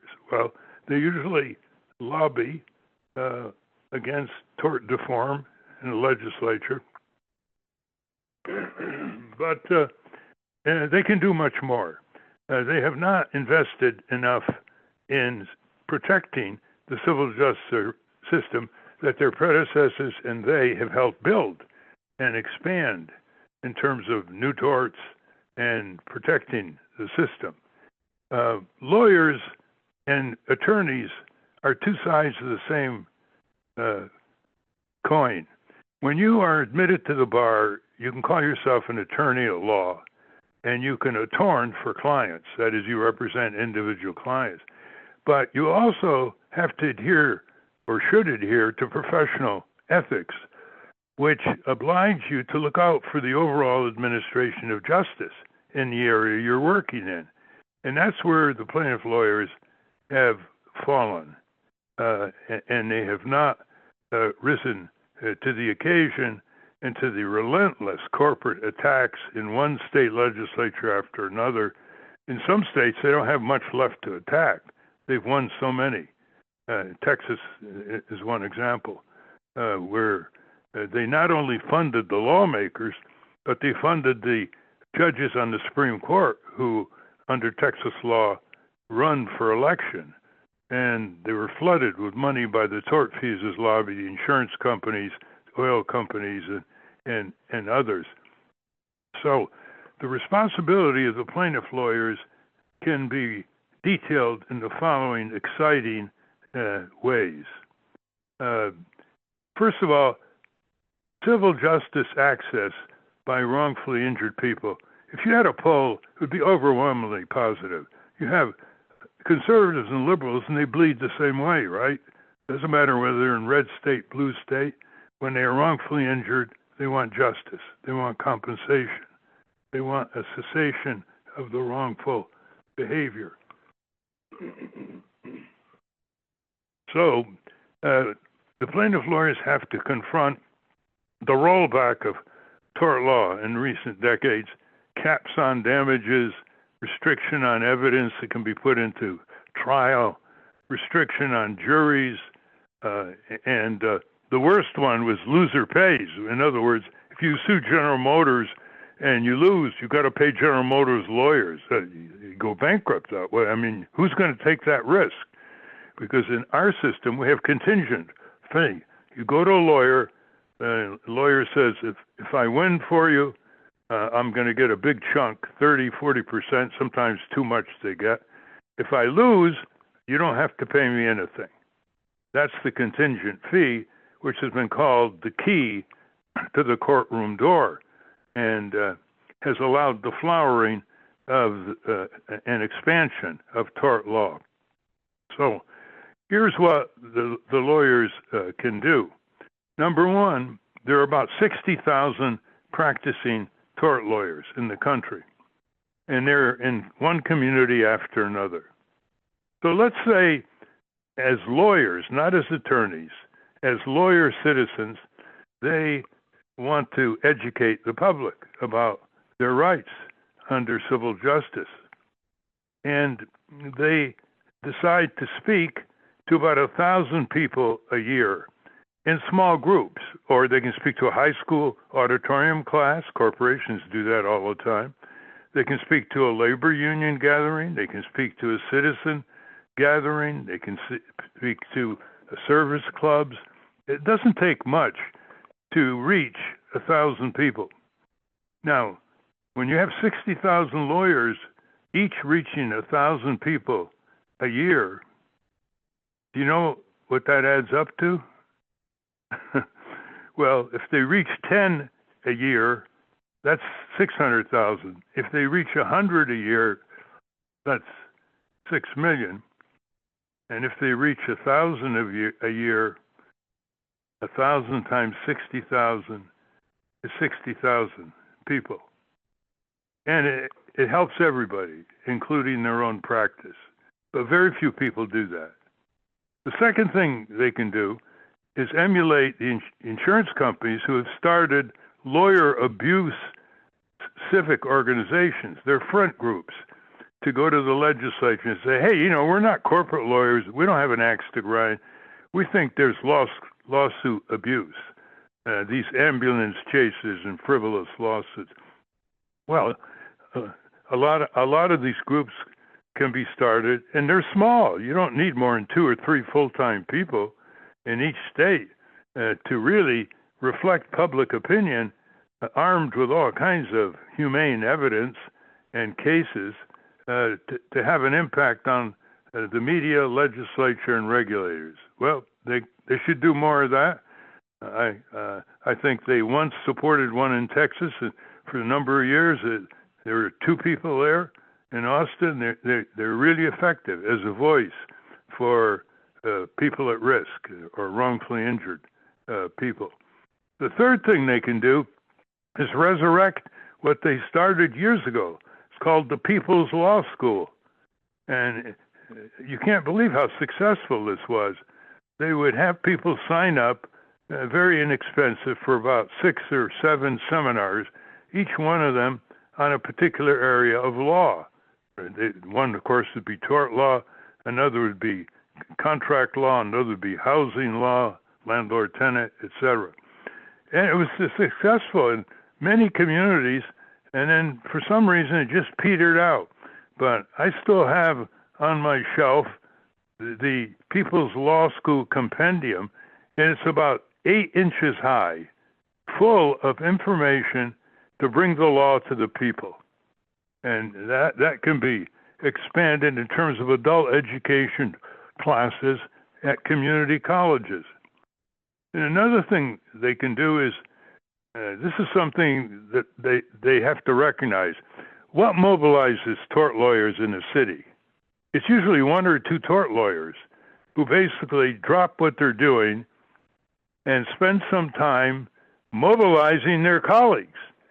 When I wondered why the state of Illinois didn't fall prey to a lot of this tort deform repudiation of people's rights for remedies, I came upon a lawyer whose name was Leonard Ring in Chicago. I went into his office. It was piled high with stuff. He had a messy desk. But there was a reason for all that material, because he mobilized the plaintiff lawyers in Illinois like no one ever has since. And that's what we're looking for in each state. And trust me, it's pretty hard to find them. It's pretty hard to find Leonard Rings. There are a few in the key states who can rise to the occasion, but they've got to put their hand on the shoulder of their colleagues for time, for skill, for contacts, for money to fund these civic groups. And then there is the high school curriculum. The Tort Museum has a high school curriculum. It's very simple to teach students about their rights. You might say, well, they're too young to know. They're not too young to know. I know a former corporate tax lawyer who taught high school students tax law. He said they get it. First of all, students know what bullying is like. Bullying is a tort when it leads to striking a weaker person, for example. And they see the movies. They see the situation around the country. They have parents who get hurt in the workplace, or grandparents who get hurt in the hospitals. So the use by social studies teachers of a high school curriculum is going to be presented next month in Washington, D.C. There'll be the National Association of Social Studies Teacher Convention, where thousands of social studies teachers, who are the most important teachers in education, in my view, not STEM teachers, social studies teachers who teach about rights, democracy, civic engagement, and history of justice, and so forth. Those of you who are in the Washington area, you might want to go down to the convention center. It's December 5 to 7. The other thing trial lawyers can do is fund their state trial lawyer association more effectively. They have very tight budgets, and just about enough for their ministerial services, but not enough to really educate the public around the state. And they don't have enough lobbyists as well. And then there's a proposal by Byron Block, and I want to emphasize this one to show you how lawyers are not rising to the occasion. Byron Block has been an expert witness in product liability cases for probably 4 or 5 decades. He was at one time the consumer TV reporter for ABC television in Los Angeles. So he knows how to communicate. So he is now taken wind of another rising attack on plaintiff lawyers on TV ads in various parts of the country. They're viciously defamatory and provocatory. They lie and deceive, but they're very vibrant, and they go to the emotions of the television viewers. So he said it's time to create a couple videos, a longer one and a shorter one, that will lay out the importance of tort law to everybody in this country who's at risk, and is there anybody who isn't? Everybody breathes, everybody eats, everybody is exposed to, in many ways on the highway, hospitals, and he put together this proposal. He's very graphic, and he put it out. He said, "I will do it in 2 months, and it'll cost $75,000." And put out the videos, the distribution, a bargain. Anybody who knows what videos cost and getting them ready for distribution. He hasn't got a single affirmative response from the trial lawyers. And that illustrates that they're not defending the oncoming attack on the civil justice system, federal preemption, for example, further restriction on damages, more immunities, as our prior speakers has pointed out. You know, when corporations were first formed in the modern form in Massachusetts textile industry, the shareholders got limited liability. You know, they were immune above what they invested in the company. But the company didn't have limited liability. Well, for over 180 years, corporate lawyers have been driving the limited liability of corporations now. Just imagine the ghastly prospect where you have artificial entities called corporations of enormous power, political, economic, technological, labor, media, connecting with another artificial entity called AI, artificial intelligence, regenerative artificial intelligence, unregulated. I mean, it's like two Frankensteins blending with one another.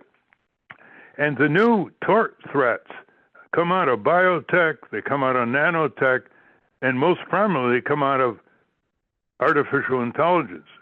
We're preparing a report on how the tort system can begin embracing artificial intelligence accountability. And let me tell you, it is not easy to find the defendant around the world who uses artificial intelligence to commit torts on innocent people. So Byron Block operates out of Potomac, Maryland. You can contact him. He'll send you the proposal. You know any lawyers or any foundations, I'm sure he would be happy to meet with them and elaborate. The last point is the American Museum of Tort Law itself. When I started this with the help of a number of people, I thought there'd be lines outside this museum. You can't believe how gripping it is. I don't think we've had anybody who's come into this museum, sometimes loaded with insurance company prejudice, and sometimes not knowing anything about tort law. We've had teachers come in and say, "What's tort law?" Once they go through the exhibits, they don't really need a docent. It's so brilliantly and graphically guides itself. And they come out, they're completely transformed. They hardly ever have a bad word. And I think it was illustrated by one man from New York who was a frequent museum goer. He had been to hundreds of museums in his life. And he went to the Tort Museum, and he went out, and I asked him, what'd you think? He said, best museum I've ever been at. I said, why? You know, it's not that gigantic. It's not that flamboyant. He says, because it respects my intelligence. Why? Because it describes these cases, the Pinto case, the asbestos case, the workplace equipment hazard case, and other very famous cases graphically. But at the end, it says, what would you do if the facts were changed in this way? What would you do if the behavior was this way? And that's what he meant by respecting intelligence. It doesn't pander. You even have short attendant tweens suddenly become silent. They're so fascinated by the touring of the museum. And you can tour it free, as Melissa said. Just go to tortmuseum.org, take an hour tour. It's free. Maybe that's the problem. It's free. And you can have a living room group of relatives or neighbors do it. You can make an occasion out of it. It is accessible to anybody in the world from Singapore to Stockholm because it's virtual. But of course, we'd prefer you, if you're in the area, to visit it in person. Supreme Court Justice Stephen Breyer visited it a few years ago, and you know he's very meticulous. He was looking at every exhibit, and on his way out through the bookstore, he said, "This Tort Museum, quote, is an excellent educational institution," end quote. And we had good words from Sandra Day O'Connor as well when she was in retirement, Justice Sandra Day O'Connor. And it was considered the best new museum in New England by the venerable magazine Yankee magazine. So and there's plenty of free parking. So make an outing if you're anywhere there or if you're touring New England in the coming months and years. And we would like all of you to consider becoming friends of the museum, which means a $100 deductible contribution, and we will load you up with great materials so you can become an ambassador for the civil justice system. Many people have had good compensation because of that, and they have good things to say, and others need to know how to utilize it. And friends of the museum, including lawyers who can become friends of the museum, can be the ambassadors all over the country. We have good examples of people carrying the portfolio, in effect, to school conferences and other conventions where they talk it up. I had a ear, nose, and throat doctor who actually had a Tort Museum T-shirt. He took it to his medical convention. I can imagine that. And he loved all the raised eyebrows. So having said all this, let's go get together on this, as nobody can stop us from doing what I've just recommended. And that's the last frontier, isn't it, of democracy, when nobody can stop it. Trump is coming for the tort system. He's hesitating because he uses it to file defamation lawsuits against ABC and CBS and all these other defendants that he doesn't like, and he uses extortionate demands to get huge settlements, so, millions of dollars. So he has also been sued successfully by women who he has sexually abused. So he's a little ambivalent here, whether he wants to attack the system that he is using and intends to use increasingly. However, the insurance companies and the corporate tortfeasor lobby, they're not going to wait for him.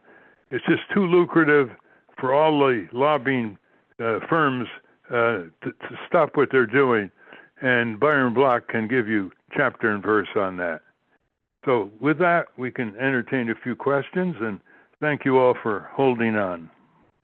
My grandson, a 16-year-old student in rural North Carolina, has participated in National History Day since he was 13, when he was 5th in the nation writing on the UN Declaration of Human Rights. This year, his topic, and students choose their own topics, is Naders Raiders. He would like to interview those who were involved, and he has already spoken with Robert Felmeth because a friend of mine worked for him. And by the way, her husband, Woody Hastings, worked on your presidential campaign in the Los Angeles area. So I will be having him check out this webinar. He's taking the PSAT, so he can't listen live. But he certainly would love to interview you, Ralph. He's founded the Civics Club at his high school. He has gotten it so that students at his then junior high school don't have to pledge the flag if they don't want to. He's very involved in human rights and civil rights, and his social studies teachers adore him. So anyway, Well, is it possible that he can speak with you? You think I'm reluctant to speak with our future? Of course, I'll give him an interview. We can send him some books and other materials on what the Washington Post coined one day, Nader Raiders, when they, right out of law school or as law students, investigated the Federal Trade Commission, put out a report, and were testifying before a congressional hearing. Just think, they were in their late teens and early 20s. Yeah. We believe in giving youngsters responsibility. And the Post called them Naders Raiders. So good for him. I want to thank you, Ralph, and thank you to all of today's speakers and participants. We have heard throughout this program, the civil justice system depends on all of us, citizens who know their rights and are willing to use them. On this 10th anniversary of the American Museum of Tort Law, we renew our commitment to education, civic engagement, and accountability. Together, we can keep the promise of justice alive for the next generation. I would like to take this opportunity to also thank our sponsors once again for supporting the mission of the American Museum of Tort Law. Klein and Spector, Bellick and Fox, Kafori and McDougall, the Nicholas Law Firm, Northwest Community Bank, D'Amico and Penanici, and Laboratories for Democracy. I want to reiterate Ralph Nader's comments about visiting our website, www.tortmuseum.org. And if you happen to be in the northwest corner of Connecticut, checking out the fall foliage, please stop by the American Museum of Tort Law for a tour. I hope you all have a great rest of your Saturday afternoon. Thanks for joining us.